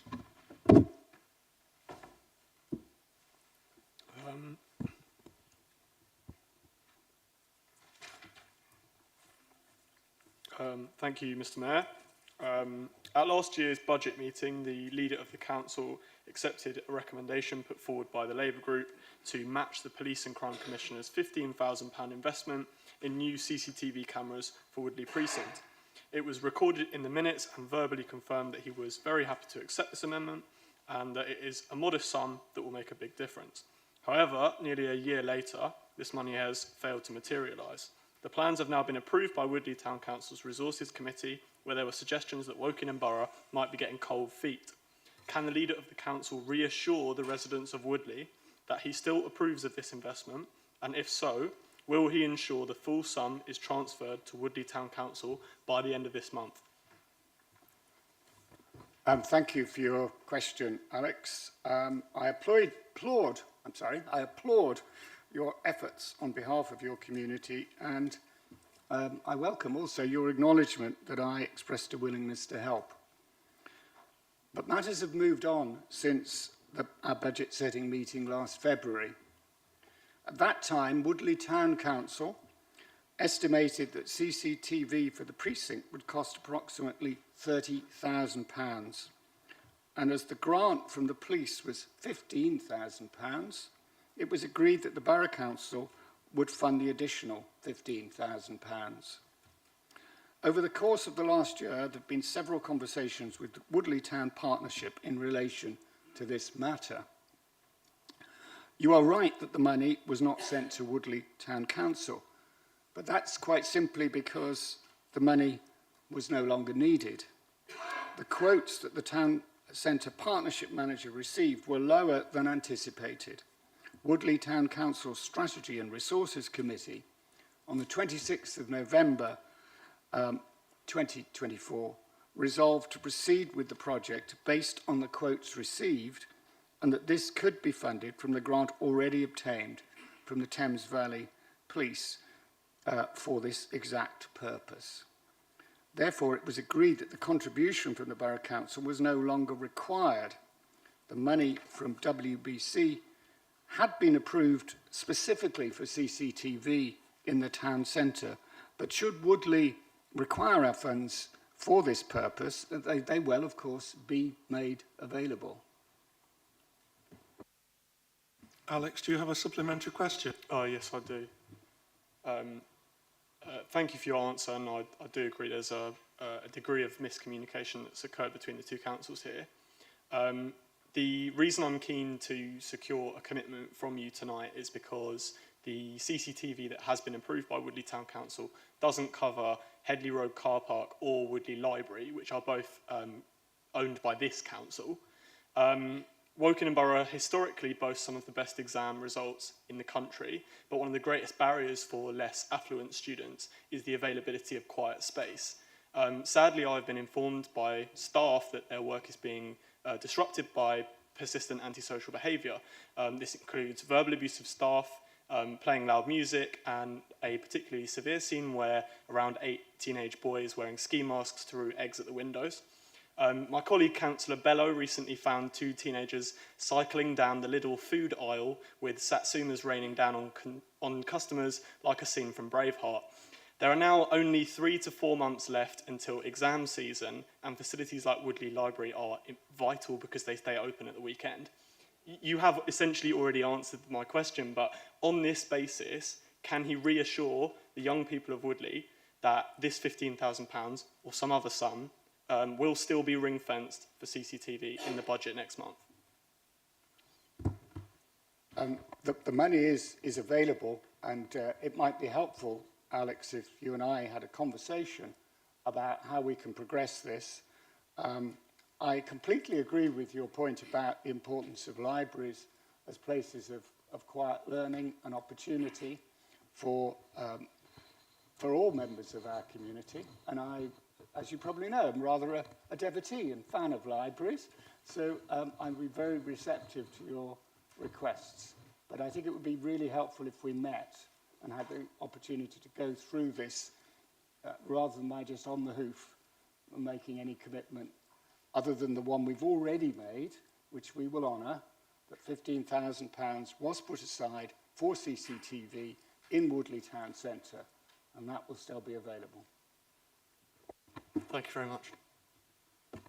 Sam Actor, would you like to ask your question, please? Thank you. Given the serious risks posed by the SN Speedy Fuels application for heavy goods vehicles and the use of the Prince Brothers site in Charville, including the significant increase in HGV traffic along Old Bath Road, which would endanger pedestrians, cyclists and school children, the potential environmental harm to Charville's Country Park and nearby water bodies due to noise, air and light pollution, as well as the risk of fuel spills and the substantial noise and air pollution that would result from over 40 daily vehicle movements. How is the Council ensuring that this application is rigorously assessed and ultimately rejected to protect the safety, ecological, environment and quality of life in Charville? Sam, thanks for your question. It's likely that there's going to be two applications to be considered here. One will be involving a goods vehicle operating licence where WBC is a consultee, and a planning application where WBC will be the determining planning authority. The goods vehicle operating licence application to the Traffic Commissioner proposes the site become a permanent operating site for their fuel vehicles, i.e. where HGVs are parked overnight. WBC is one of many of the consultees to this process, and the Council has made representations to the Commissioners. Should a planning application be submitted, the applicants will outline their proposals for considerations. Like any planning application, Council officers will consult and consider the issues raised and ensure enough information is provided to compare any changes, including those from the existing former permitted use. Thanks. Sam, do you have a supplementary question? Thank you. Will WBC please ensure extra scrutiny is put on this due to the potential ecological harm as a result of the work going on in this site? Sam, thanks for the supplementary. I can be pretty sure that the Council officers will be doing their work diligently to make sure that this is any compliance issues are thoroughly dealt with. Rachel Burgess, would you like to ask your question, please? Thank you, Mr. Mayor. My question is for the Exec Member for Active Travel, Transport and Highways. Residents in Norris have previously been assured that the long-awaited pedestrian crossings in the ward, one on Wiltshire Road and one on Warren House Road, would be implemented in spring 2025. As it's already January, can you provide an update on the progress of these crossings, including progress with the crossing designs, the timing and format of consultation with residents on those crossing designs, and the expected timescale for full completion of both crossings? Thanks, Rachel, for your question. Our consultants have completed the designs, and they are now currently being audited by the Road Safety Auditor in stage 2. Once we have the audit complete, we can review the comments and see if any changes need to be made to the design before we can send it out to our contractors for installing the new crossings. In line with our statutory responsibility, we notified Thames Valley Police and will be publishing a notice in the local press. We're also working to improve our process, arranging for the designs of such future schemes to be shared with the local ward members once the scheme drawings are completed. We expect to install crossings by the end of summer 2025, subject to ensuring no other planned works are taking place within the area by any third party, including utility companies. The bane of our life, I think. Once the contractor has the order for the works, they will produce a construction programme which will allow us to firm up the date for the delivery, which we can then notify you of. Rachel, do you have a supplementary question? Yes, I do. Thank you for that answer. It's good to know that it is progressing, even if it's a little bit delayed. Between those two pedestrian crossings is the junction of Wiltshire Road, Warren House Road and Bell Foundry Lane. And while the two new crossings will undoubtedly benefit pedestrians in the area, residents frequently raise concerns about the design of this junction. Drivers often struggle to understand who has priority, who they have to give way to, and how it should function, and that sort of leads to potential sort of safety risks and concerns. There are a lot of new homes in this area as well, so this junction is a sort of vital route for pedestrians and cyclists too. And that also includes the entrance to Cantley Park, which is a key pedestrian walk, which is also very badly designed in terms of active travel. So my question is, will the executive member visit this junction between those two pedestrian crossings with me and local residents to witness those issues firsthand and hopefully look for some solutions?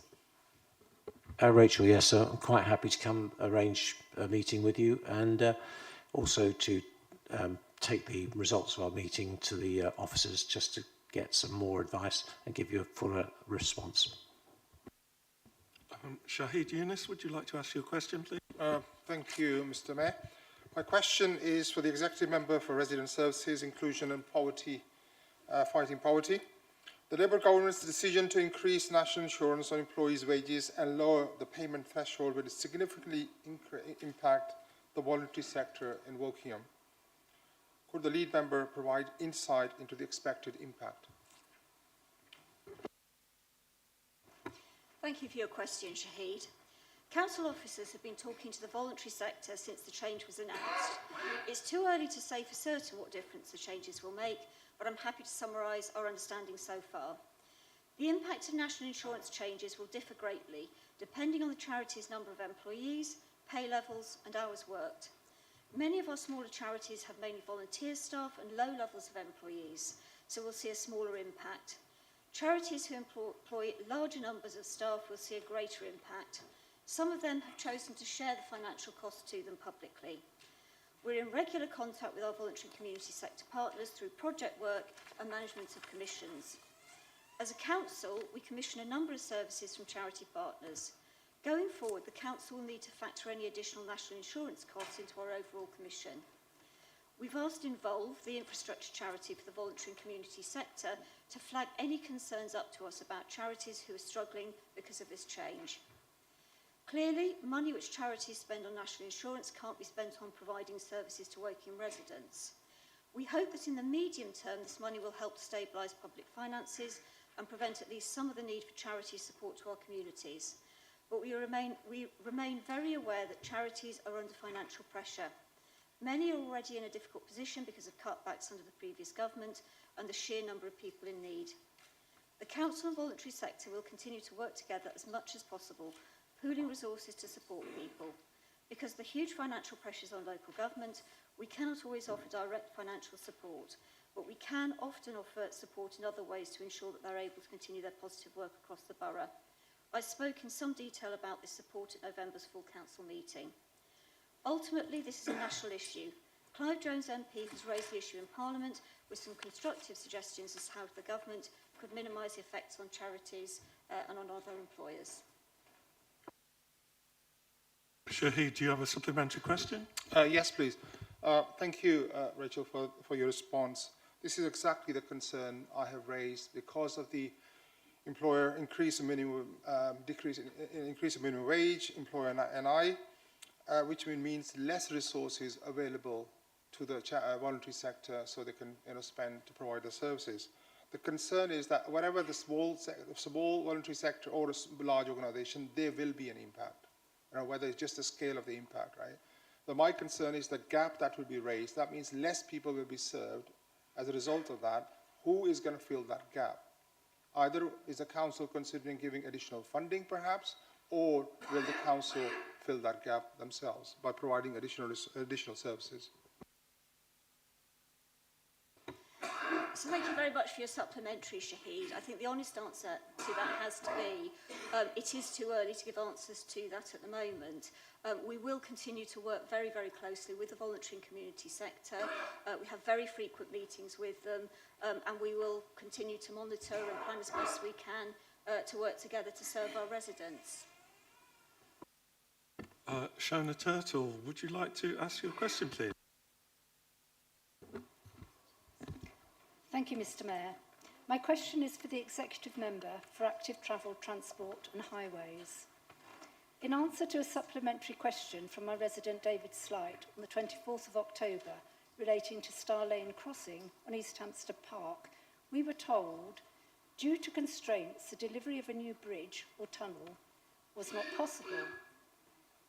This means that there'll be no unrestricted route for pedestrians and cyclists to cross at that junction. In the interests of transparency and to gain full understanding, please supply a list of the constraints along with their associated costs. Sharon, thanks very much for your question. I'll try standing up with this so I don't get a crook in my back. Through the development of the core strategy, the Council prepared and presented evidence in support of its development plan, including South Wokingham strategic development location. A government-appointed inspector reviewed the issues and options through an examination in public and made a binding recommendation on the Council's support delivery. Amongst agreed plans was the development and delivery of an infrastructure delivery plan, which included potential improvements and possible closures of level crossings south of Wokingham. For the EIP, the Council submitted evidence considering the options, concluding a new bridge now built to enable the closure of the Waterloo Road level crossing. Within the infrastructure delivery plan package outlined in the supplementary planning document, various options were looked at and land ruled out due to deliverability and land constraints over 10 years ago. As it was not possible to identify a scheme, no designs were formalised and therefore no costs are available. The development to the south of the railway has been consulted and assessed, and planning permission was granted without the requirement to provide additional crossings. Once the SWDR is complete, there will be 3 unrestricted routes in addition to the Star Lane crossing. These are the SWDR via London Road over the new Eastern Gateway, the SWDR via Pinchhampstead Road, and the existing Gypsy Lane footbridge. Shona, do you have a supplementary question? Yes, I do. Thank you. I'm surprised that there's been no... well, it's not answered the question, really.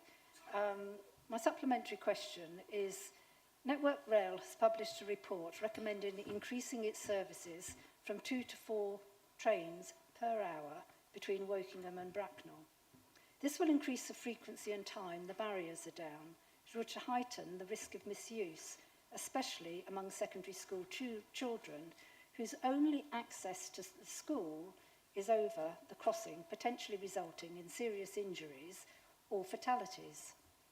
It's important to note that teenagers often engage in high-risk behaviour due to their developing brains, a strong desire for independence and peer acceptance, and a general underestimation of the dangers of such actions. I would like to know what value per preventable death the Council uses in its transport planning. Sienna, thanks very much for the supplementary. It's obviously something which I'd have to go and find out the exact answer for you, so I'll give you a written response on that one, if I may, please. Thank you. Moses Ian Gumna, sorry. Would you like to ask your question, please, Moses? Yes, thank you, Mr. Mayor. My question is to the Executive Member for Housing, Partnerships and the Local Plan. In the National Planning Policy Framework published in December 2024, the Labour government increased the housing target for the borough astronomically from 748 to 1336. This number takes no account of the estimated current number of persons per household figures, reasonable and expected population growth over time, judging from the recent census conducted in 2021. A previous report by the Planning Services Department highlighted that the reductions in strategic development and development management team staffing have added workload pressures to existing staff. As a consequence, the development management team is now increasingly reliant on the agreement of extensions of time with applicants to maintain performance standards. Now that the new NPPF has been published and the Labour government is still dithering on new planning application fees, does the executive member agree with me that if fictitious and unrealistic targets puts more pressures on existing and planned resources, the target is unrealistic and unachievable? Thank you for your question, Moses. At the last council meeting, I explained what I believe were the practical constraints that make delivery of the government's housing ambitions very difficult. Rather than repeat those points this evening, I urge you to watch the recording of the debate on Charles's motion. One point is worth mentioning now, however.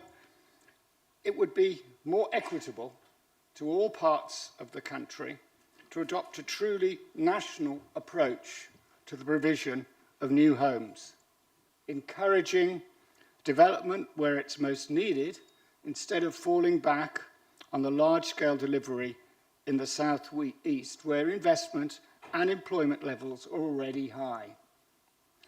That does not mean, of course, that our area should be immune from new development. New development is necessary, but we want new development to meet local needs, not arbitrary quotas that have little relationship to that local need. I should add that the new government, like its Conservative predecessor, seems to assume that the obstacle to be overcome is the planning system. It could be argued, in fact, I would argue, that the real obstacle is the malfunctioning of the housing market. Around 1 million new homes have planning permission but remain unbuilt, at least partly because developers have no interest in flooding the market and seeing prices fall. Until this problem is addressed, there is little chance that the government's ambition to deliver 1.5 million new homes in this Parliament can be realised.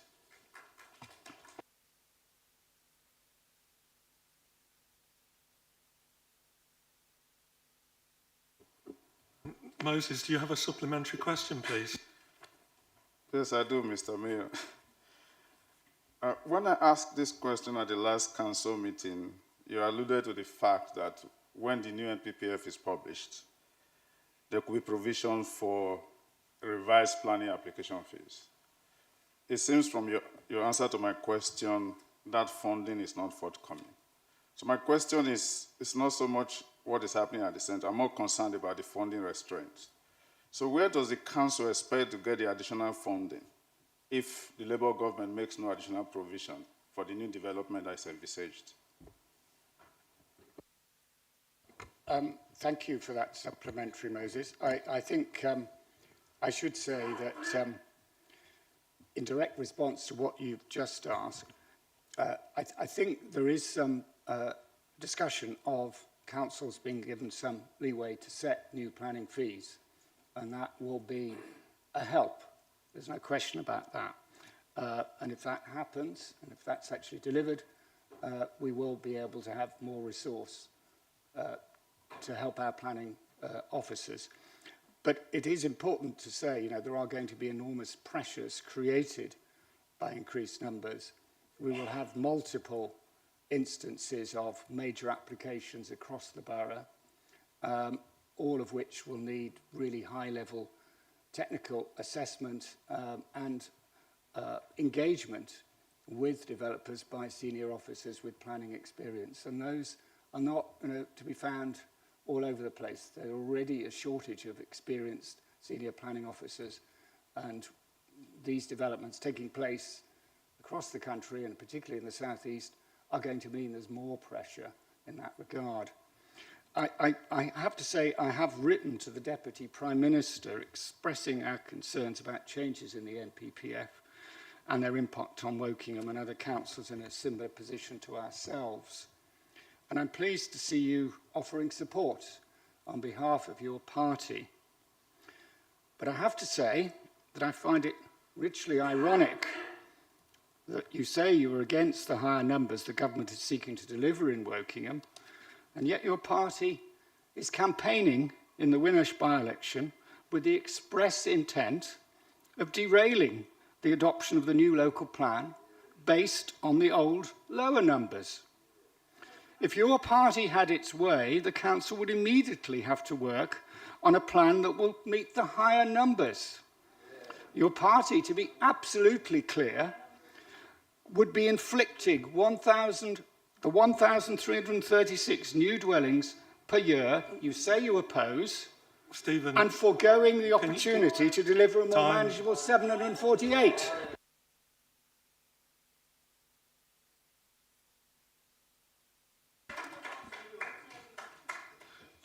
Thank you.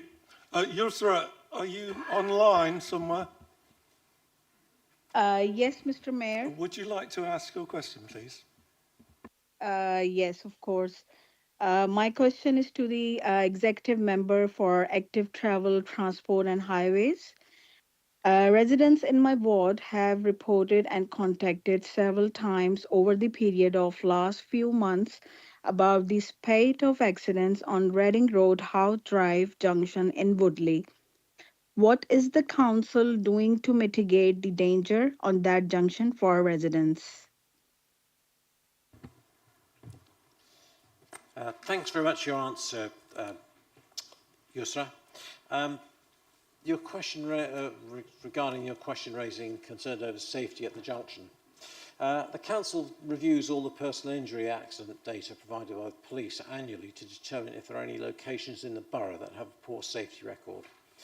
This information provided by the police enables the Council to understand the possible cause of accidents and if there are any common factors that can be addressed by implementing changes at the location. Without this information, it's difficult to establish what the reason for accidents may be. The traffic management team have reviewed all road traffic collision data for this junction and have found only one slight injury accident recorded in the past 5 years. Unfortunately, we do not have access to data for non-injury collisions, as these are generally only reported by insurance claims and not via the police. It is normal industry practice to use the validated data provided by the police to review the safety record of a given location. We are reliant on the injury data to prioritise locations with more significant accident patterns, but we will include information on the non-injury accidents should it become available. That said, we are not previously aware of any concerns at this junction and have no record of any correspondence or previous concerns being raised.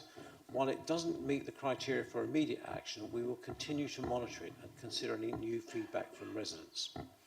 We encourage everybody to report road safety issues, and if anyone has specific road safety concerns that it would like to raise, you can do that on our website by using our online reporting tool to following the steps: roads, road maintenance, traffic management, and road safety report a road safety concern. I hope that helps. Yusra, do you have a supplementary question? Yes, I have. Can officers investigate and visit that site, please? Because I have received queries from my ward. So I think it will be a good idea if you could investigate and visit that site. Sharon, thanks. I'll speak with the officers. If I just momentarily go into my previous life in aviation, without the data, it's really, really hard to do something. So if we want to do something about a junction, we need reports on what actually has happened. And that makes it, without the information, it really is difficult to do something. But we can go, I will speak with the officers and we can arrange with you to have a discussion about the issues raised, because as far as we're concerned, we haven't received any data, so it doesn't exist. And that's not through us being malicious or anything. It's just if we haven't had the data, we can't make a decision on anything. So please, sort of appeal to all of you. If you do have data on things that happen, report it via the website, and then we will gather the data to enable us to look at these things. But without the data, the evidence, we really are shooting in the dark. And I don't think any of you want us to shoot in the dark and spend taxpayers' money on unnecessary things. We'd prefer we spent it on the necessary things to improve safety. Not to belittle or anything, underestimate the concerns people have, but if you'd like, we'll get in touch with each other, Yusra, and we can talk about this and give you a more comprehensive reply. Thank you, Martin. Now we move on to minutes of committee meetings and ward matters. Can anybody wishing to speak put their hand up, please? And Democratic Services will give me a list. Just keep your hands up for a couple of minutes.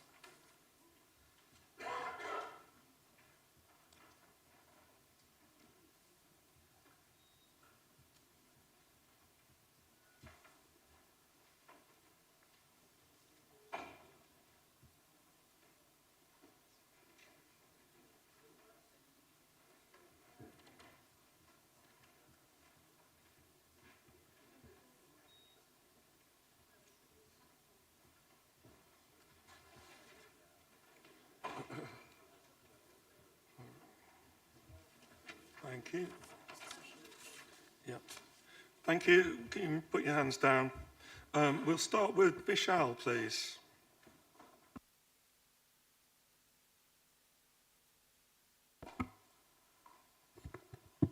Hi, my residents in my ward are complaining that a lot of trash and a lot of fly tipping is occurring in School Green and Shinfield. My question to the council was, is there anything that the council can do to ensure this doesn't happen in the future, and is there any way to put out more bins or some other spaces where overflow of garbage could go into? Thank you. I think it's probably going to have to be me that answers this, Vishal. If you could actually send me an email with the full details of which areas you're talking about and which precise bins, we can see what can be done. Thank you.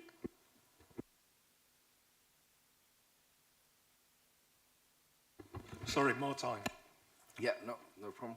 I have a question for the exec member of the Child Services.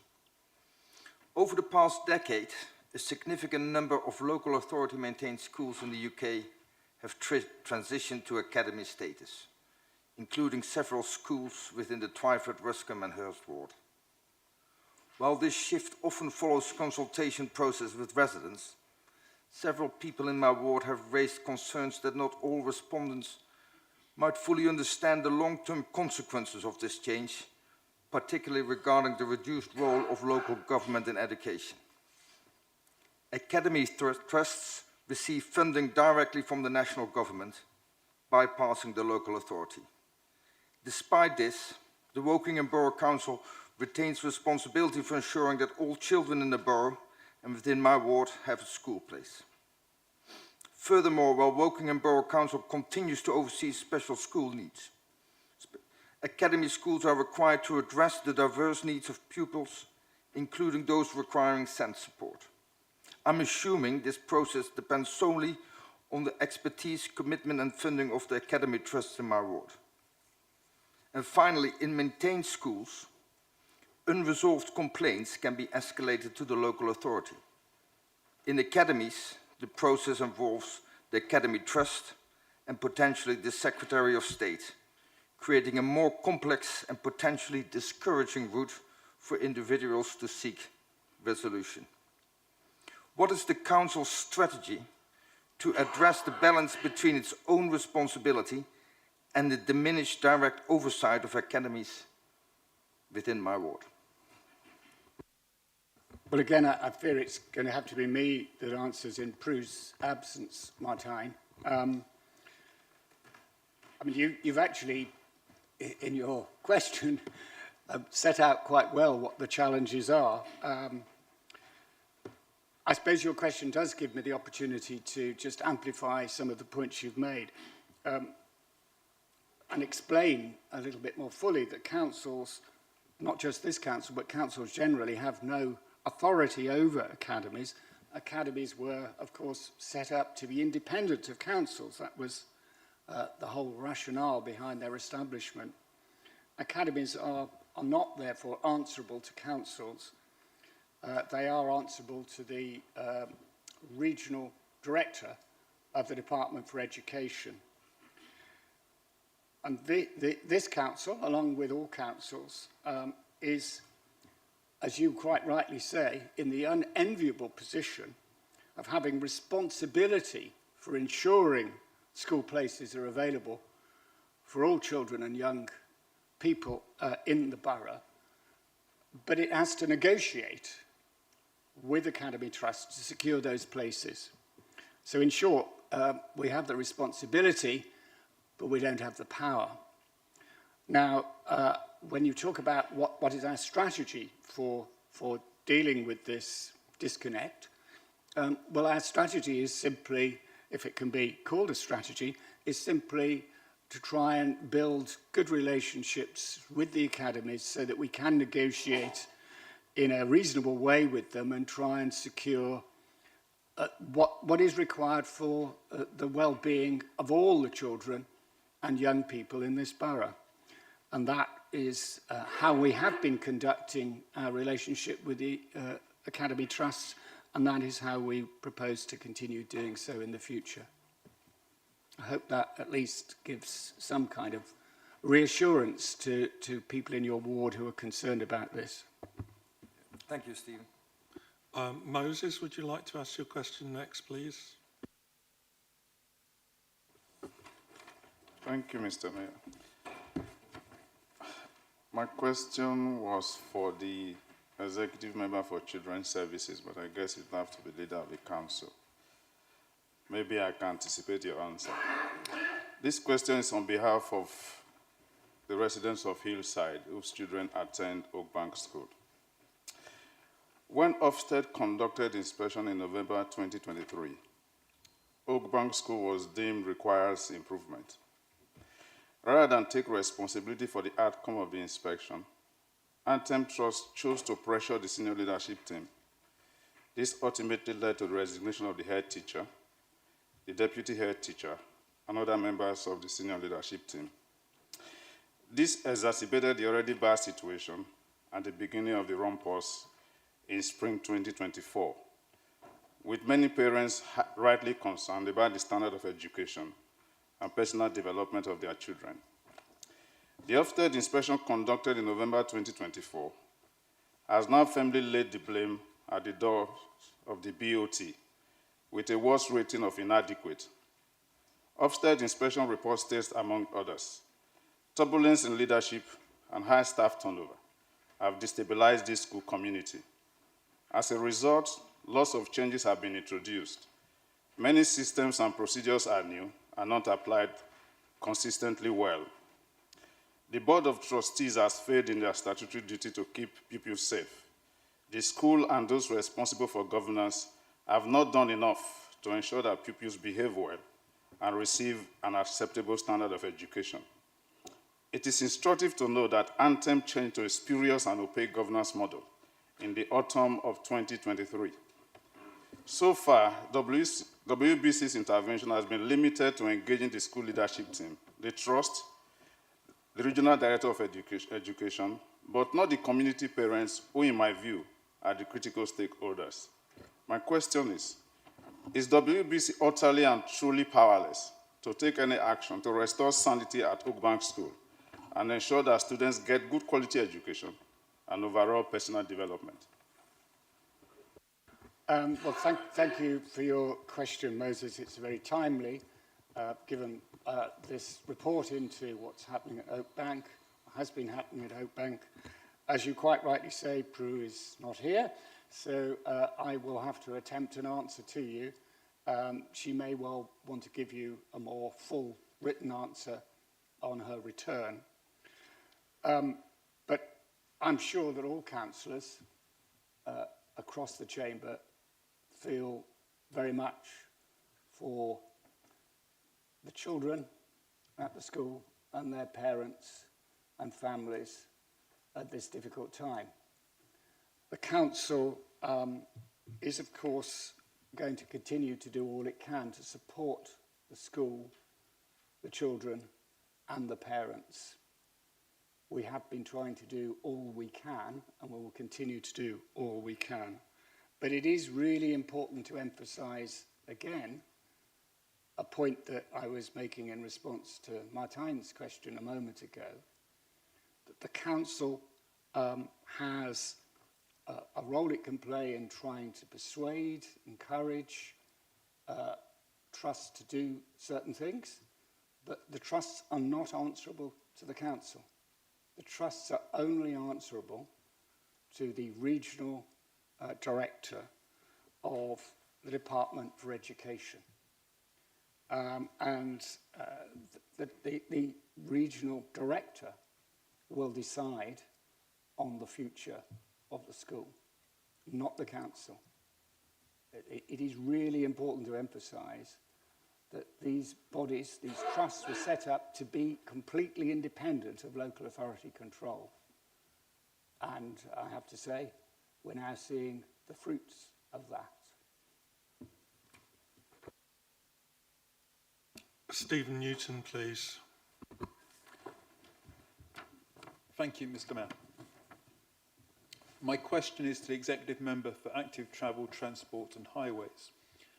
Many people in my ward rely upon public transport to get to work, medical and dental appointments, etc. So it is vital that bus services are reliable and punctual so they can be relied upon.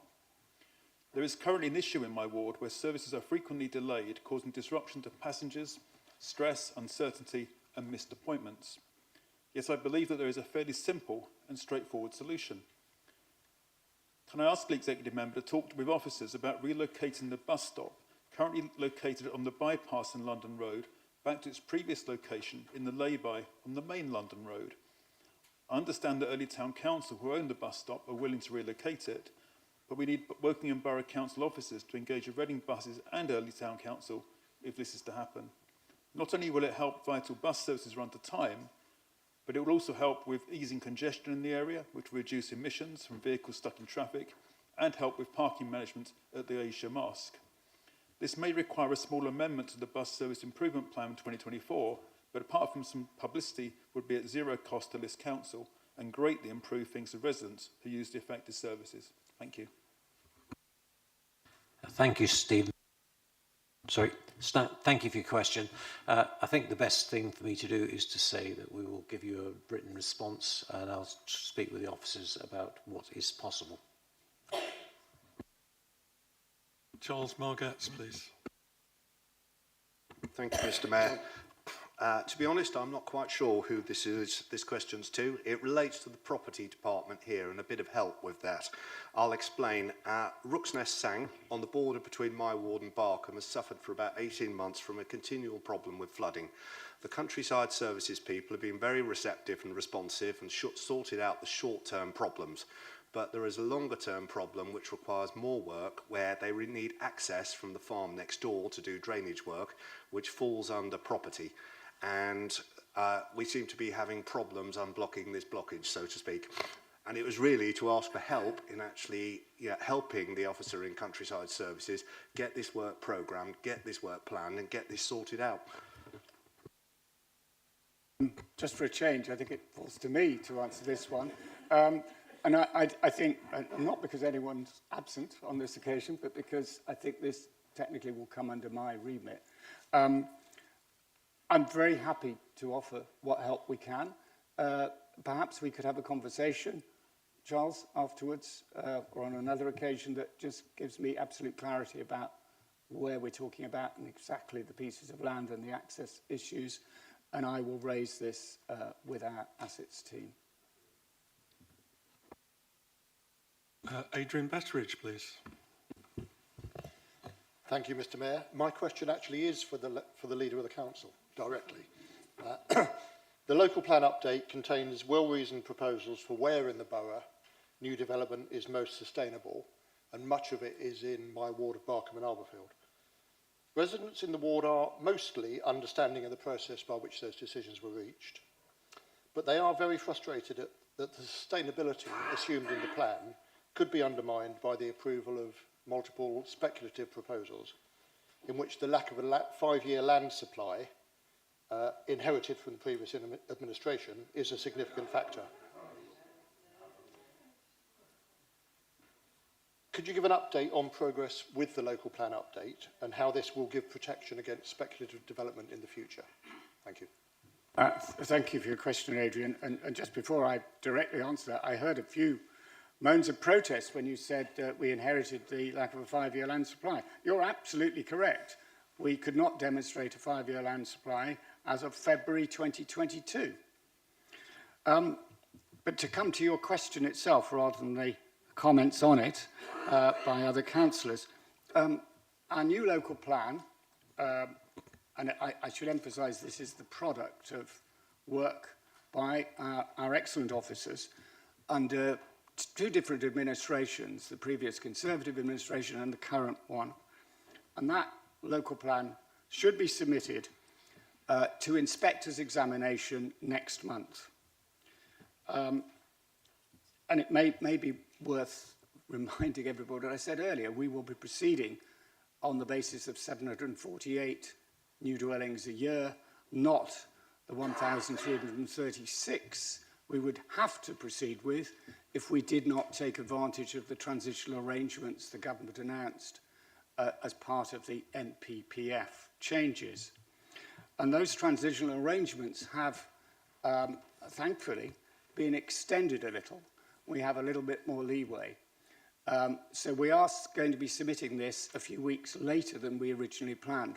But we have been using that time very wisely to tie up as many loose ends as possible, to dot every I we can and cross every T we can, because we have received advice from the inspectorate, a very helpful advice from the inspectorate, that this is the best way to proceed, to have our local plan in as finished and polished a state as we can get it, to reduce the scope for examination, interrogation, inquiry, questions being asked at the examination itself, which of course will be a timely and expensive process. So this will, going forward with the best possible plan, is the wisest course of action.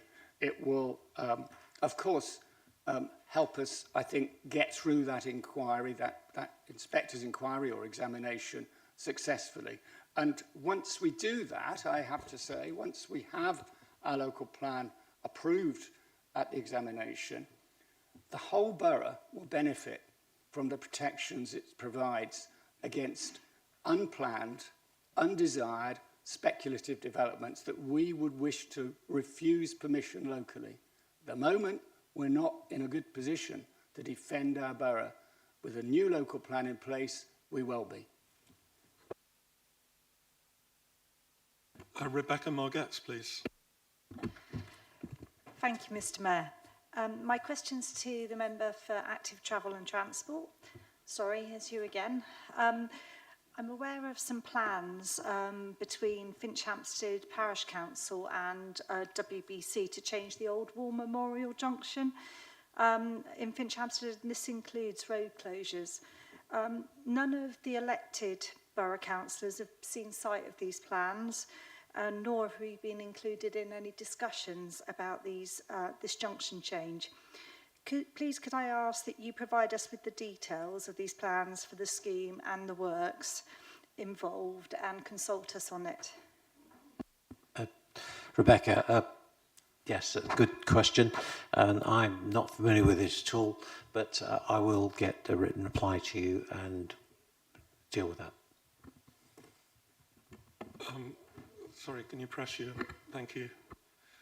We're running out of time here. However, I would propose under 4221 if I have a seconder. Carol, hopefully. Yeah, I'll second that, Mr. Mayor. I've been advised that we need a vote to extend the time. So all those in favour of extending this question time, please put your hands up.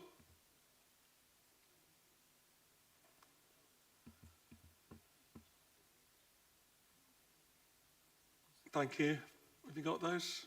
Yeah. Those against, please. That's carried. So we will continue until the end of the questions. The next question from Chris Cook, please.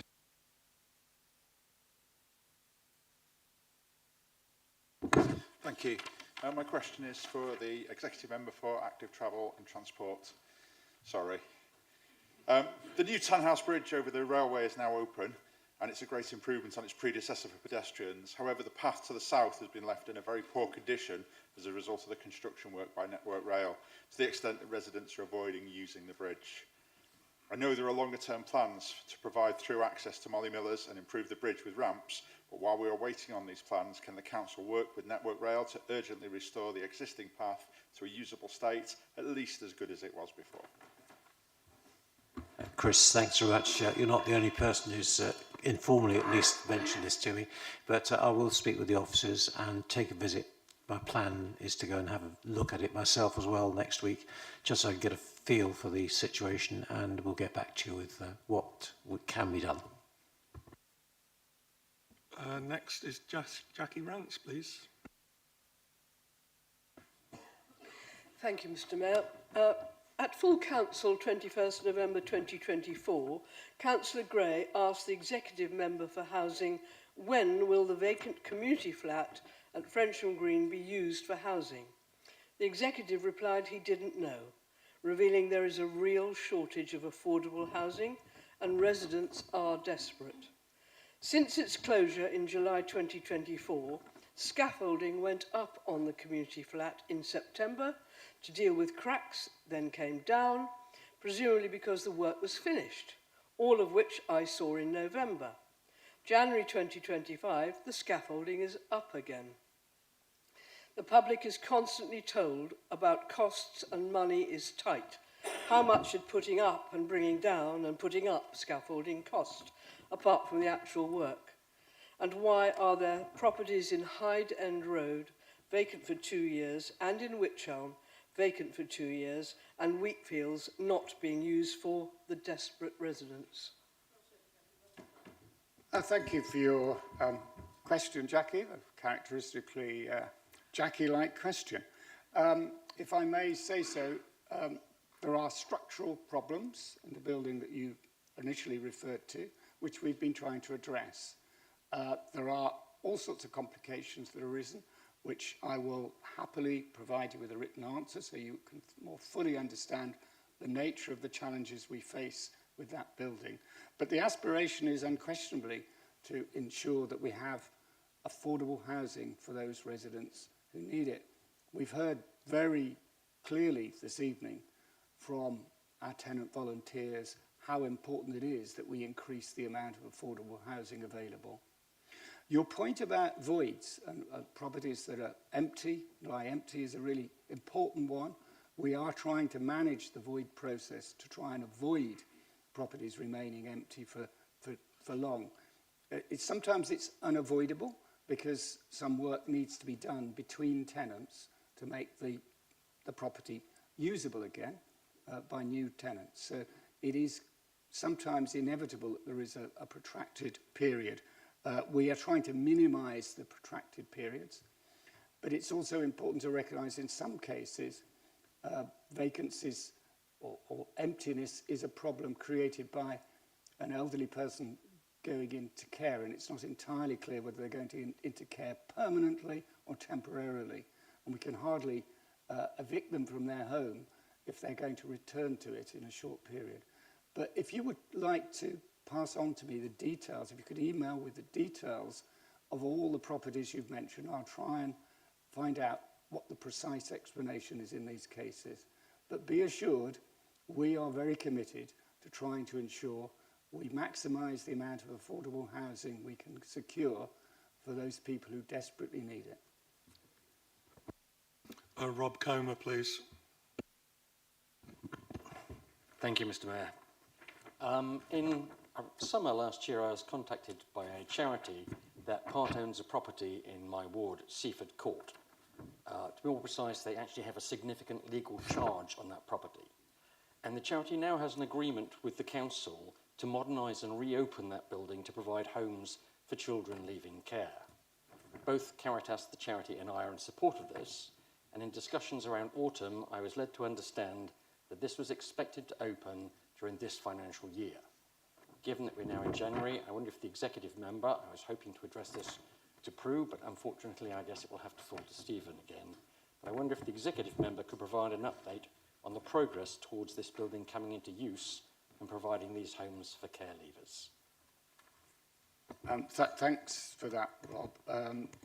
I'm glad you actually have brought Seaford Court up, because it is going to be, when it happens, I think, a good news story.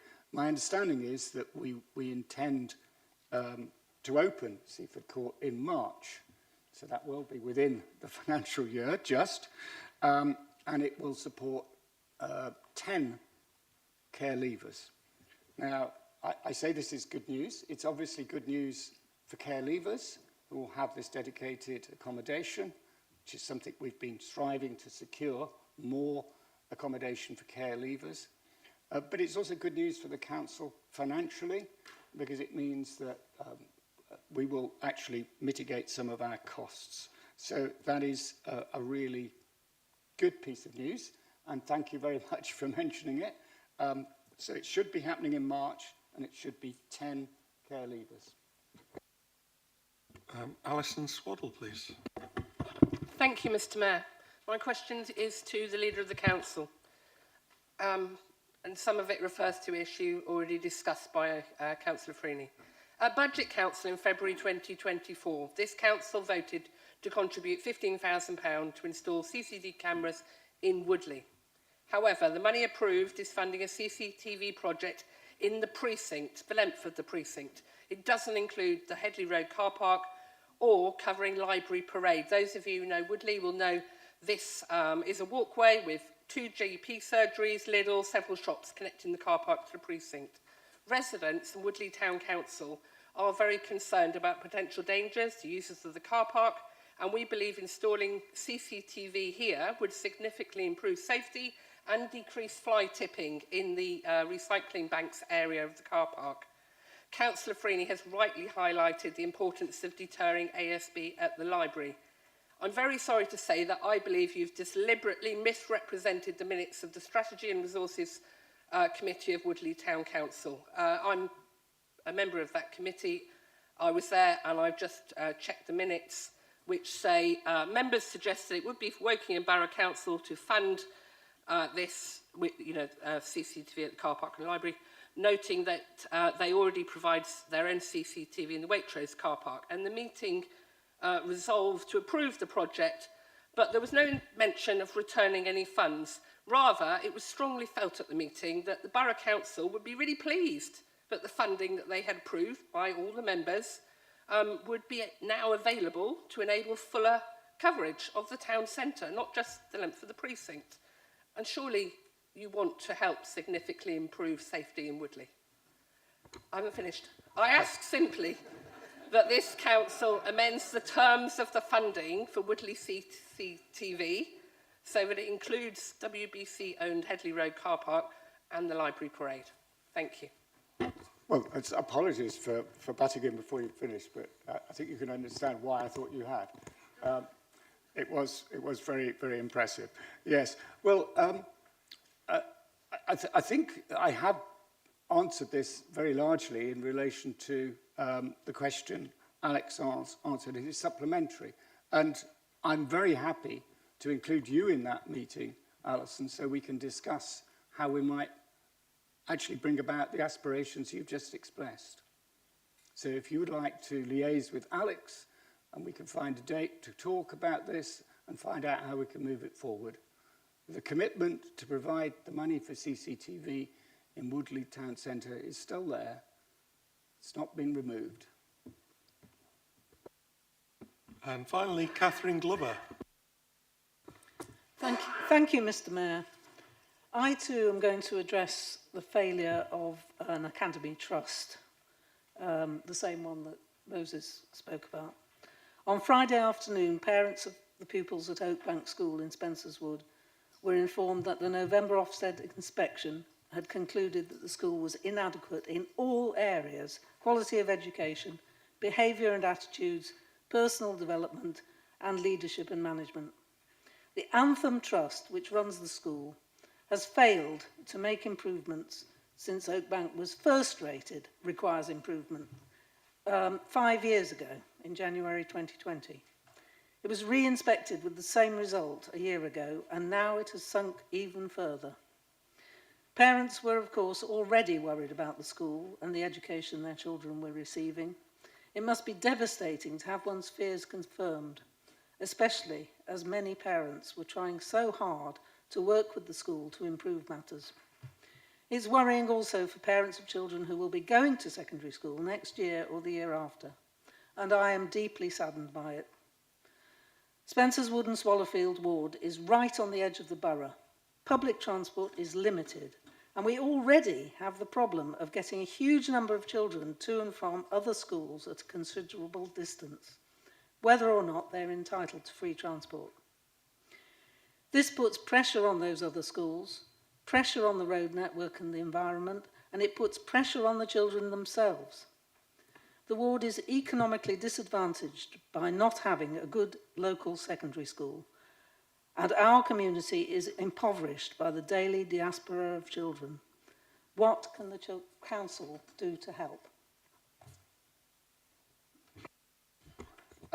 Thank you, Catherine. I mean, obviously this is raising very much the same point that Moses raised earlier on. And as I said in response to Moses' question, I think all of us feel desperately for the parents, the children, and the families involved. This is a really difficult position. You said quite rightly they must feel devastated by seeing their worst fears realised. This report certainly is very damning of the trust. When you ask what can the council do, well, the council has been trying to support the school and the pupils and their families as best it can. It will continue to do that. There clearly will be things the council will be required to do in response to all of this. But I need to repeat the point I've made now several times in response to Moses' question. Martine's more question focused more on academies in general, and your question, Catherine, which is that unfortunately, because of the nature of the way the academisation has worked, the schools are no longer under the control of the local education authority. The local education authority has responsibilities in terms of finding places for children and young people, but it doesn't have the power to actually deliver that. And in the case of Oakbank and the trust that has not performed as any of us wished, unfortunately, the council has really very little recourse. The council is not the body that will make decisions about the future of the school. That decision-making will rest with the regional director for the Department for Education. And I think we will all be waiting with great anticipation to see what the regional director decides. We now move on to statements by the leader and executive members. Can I have a show of hands who wish to speak, please? Keep right on the list. Thank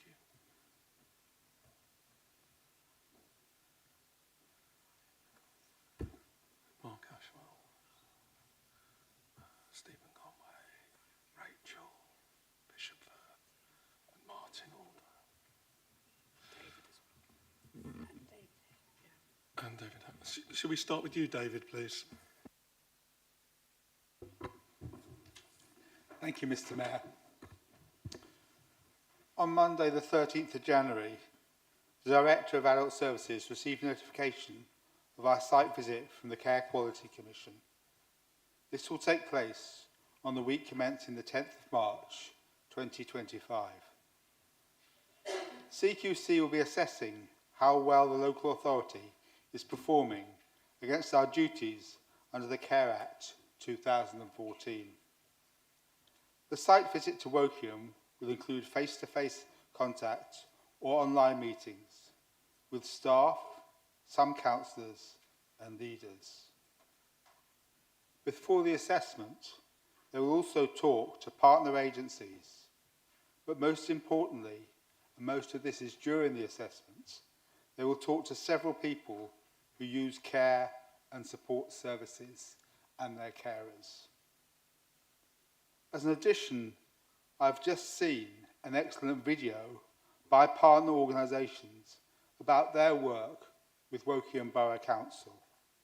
It's an affirmative video that shows how well our officers care and work with their partners. Following CQC's assessment, we will receive a preliminary report. We can challenge this factually, but things might not be altered. Sometime later in the year, we will receive the final report with an overall score and a one-word rating. We are well prepared for this site visit, had an excellent peer review, and this is an opportunity to celebrate what we do well in Woking. As another matter, I'd also like to thank the officers in adult services for their excellent work, and especially people who go, I feel, beyond what they have to do, working with some of the complaints that they receive. And I'll be quite honest, those often come through me. I'm not complaining, but I'm asked to complain. And they have worked incredibly hard to make sure that people are informed, not always happy, because sometimes the law says, no, you can't, but they're informed and supported in what they do. And I was especially moved by someone who was working on Christmas Eve and making sure that someone understood what they were entitled to and what they weren't entitled to and how they went forward. And it was important on that day as on any other day. And I personally think that really the officers, and I'd ask the director to thank them for all the hard work they do, often behind the scenes, often with little thanks, but they do so much for the many who need our services.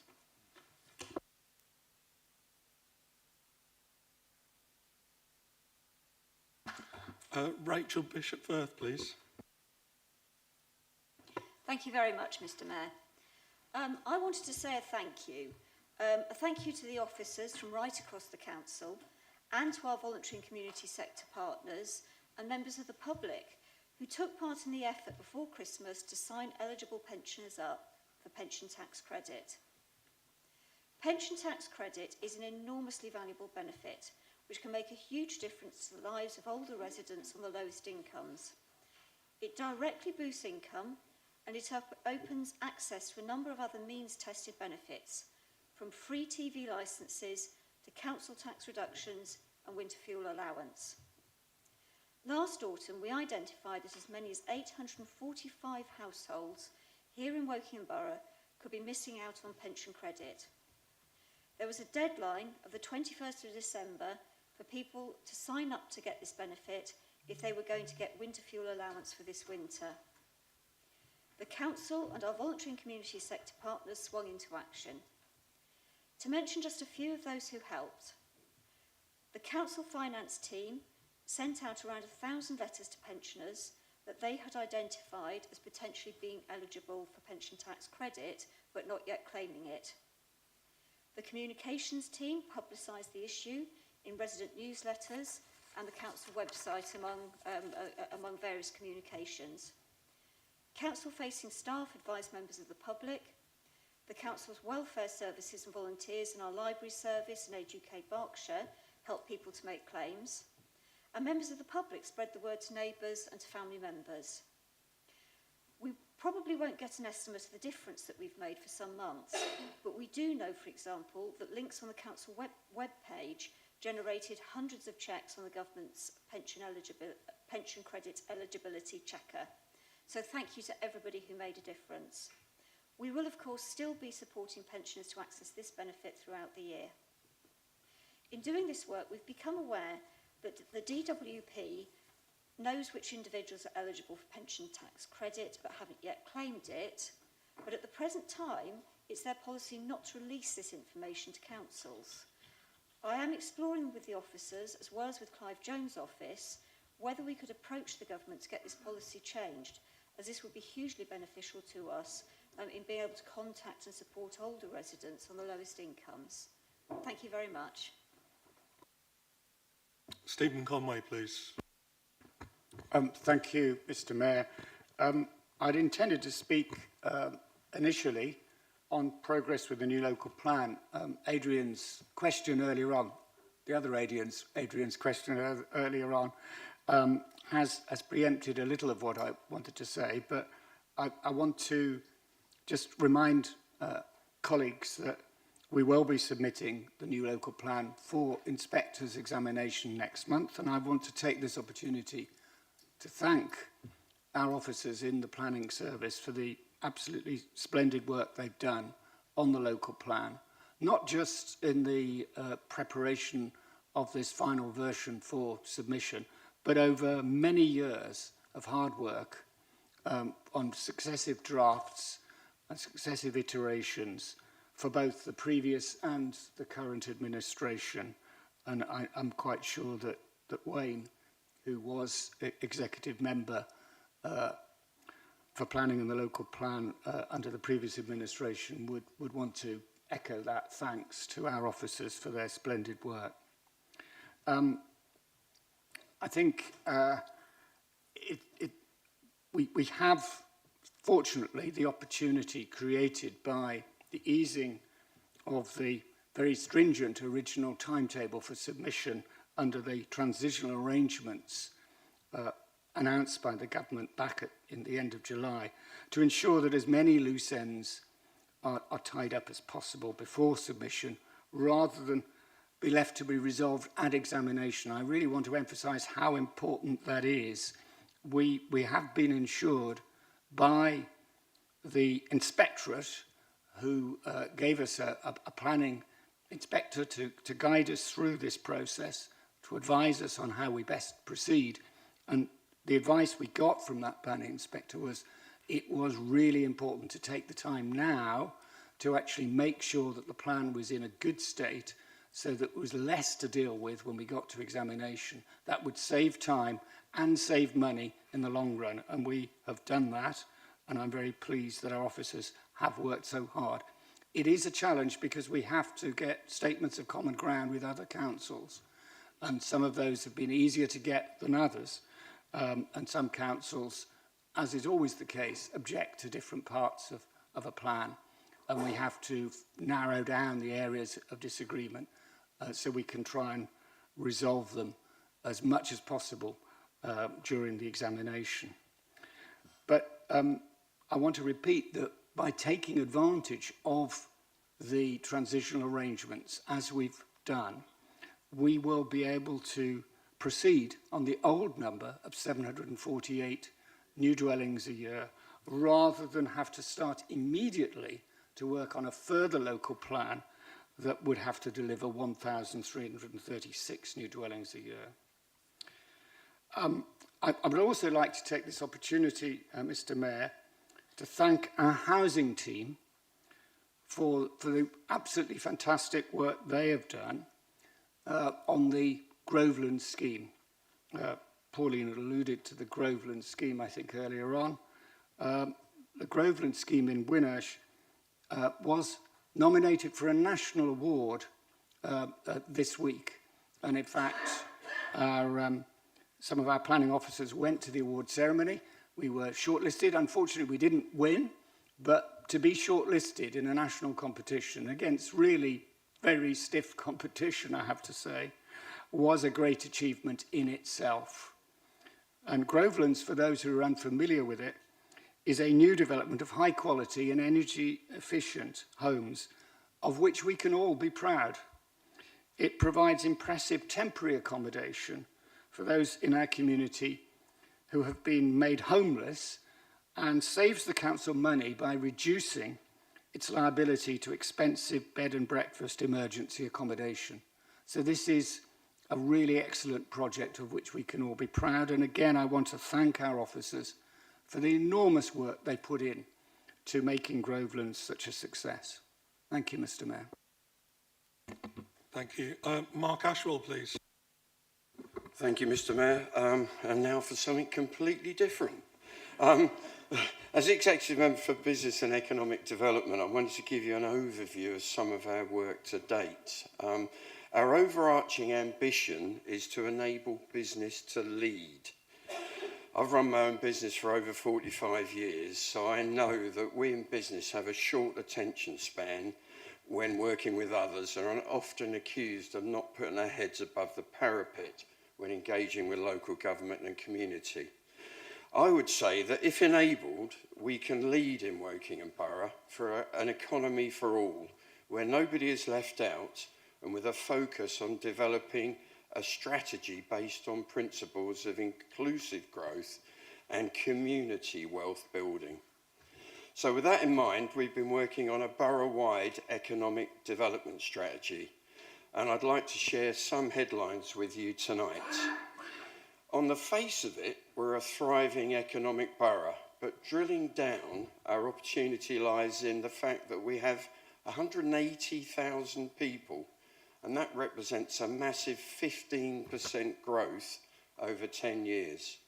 We've 8,500 businesses, but that represents a 6% decline over the last 5 years. And do you know what? Business deaths are greater than business births over the same time. We've got 5,000 workless households and 3,500 unpaid carers that do 20 hours or plus a week.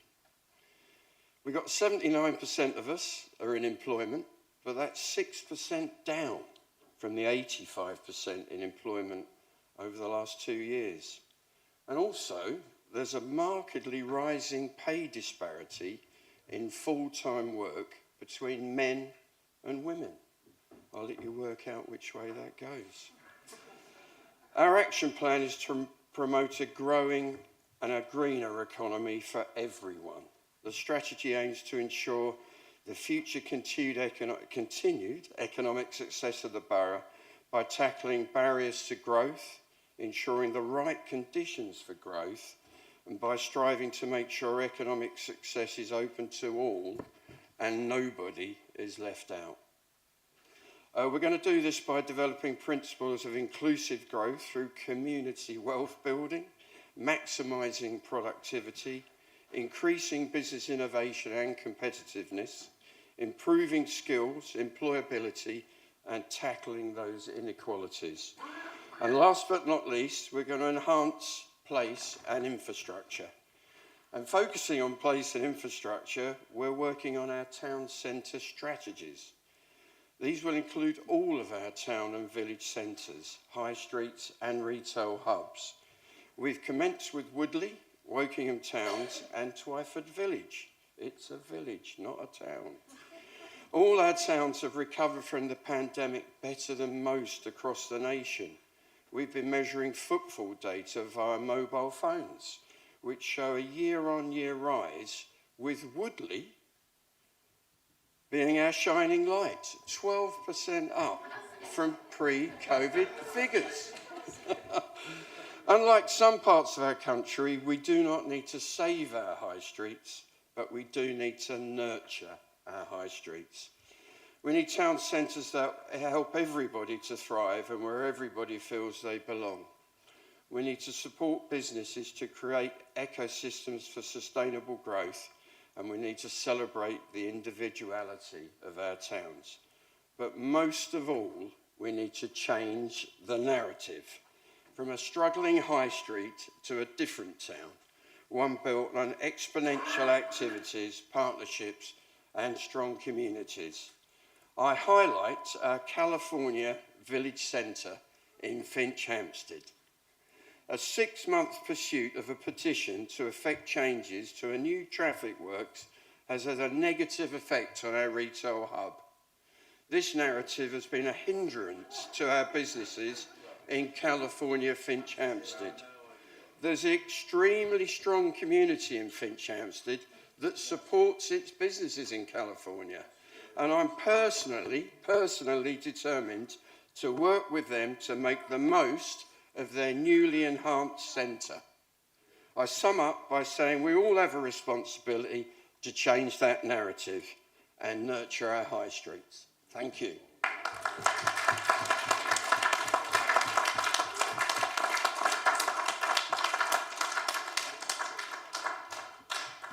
Martin Alder, please. Rising again to the challenge. Well, my statement's interesting enough also about California Crossroads.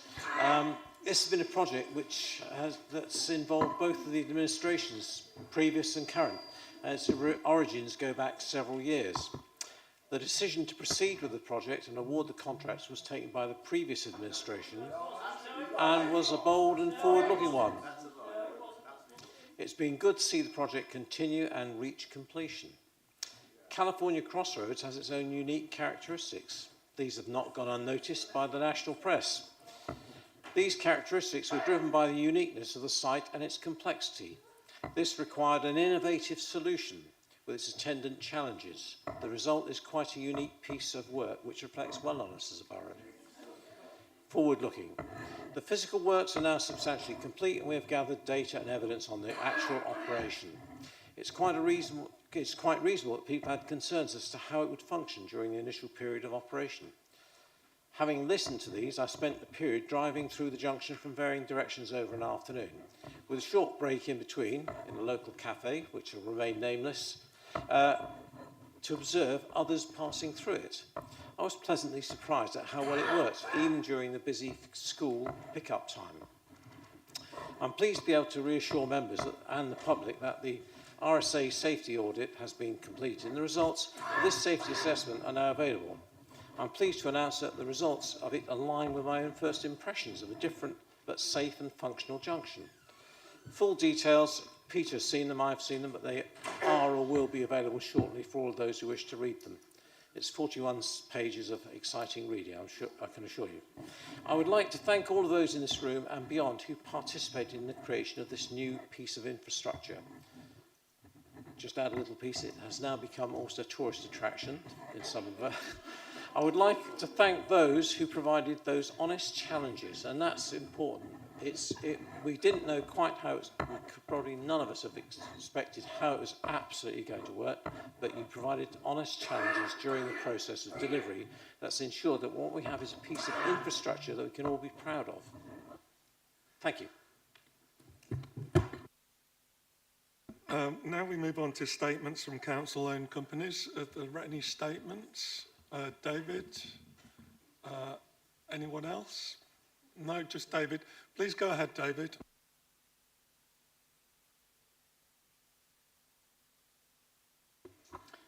Thank you, Mr. Mayor.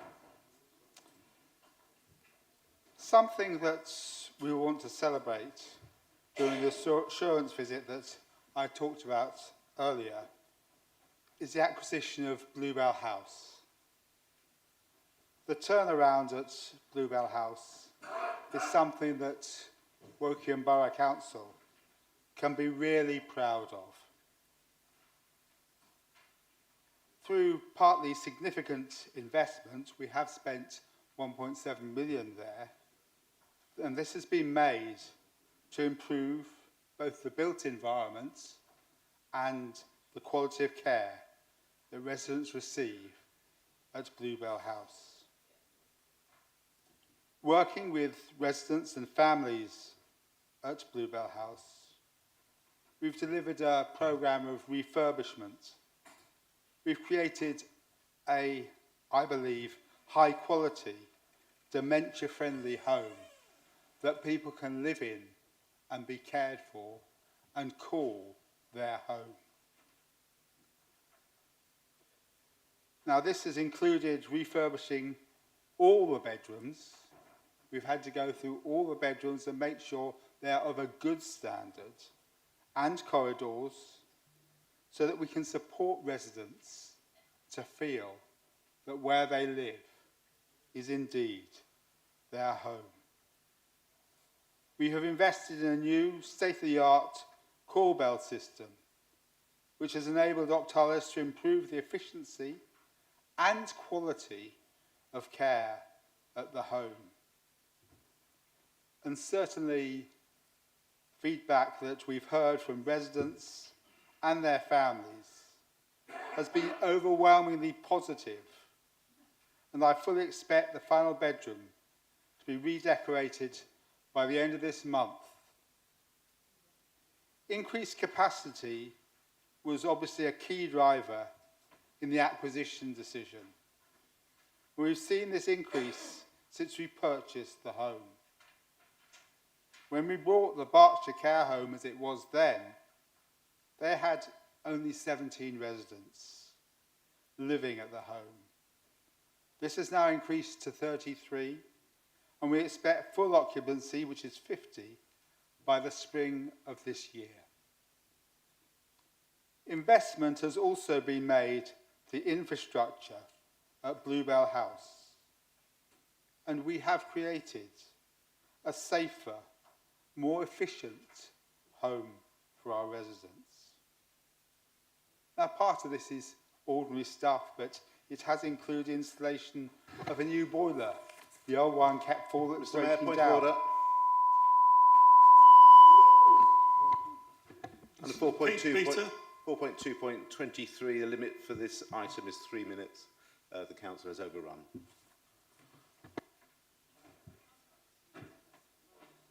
Sorry, you've just got to 3 minutes. Okay. Thank you. We are over, I believe, 22:46 is the time I have. So we don't have time to do the motion. Another point of order, sir. 4.2.8 states that the council meeting runs for 3 hours plus 30 minutes if business is not complete after 3 hours. We started at 7:45 due to the incident with Councillor Norman, so therefore we can have another half an hour to run, so therefore the motion can be taken according to the rules.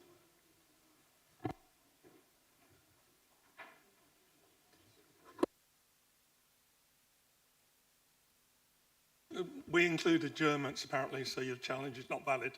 Thank you. Meeting is closed.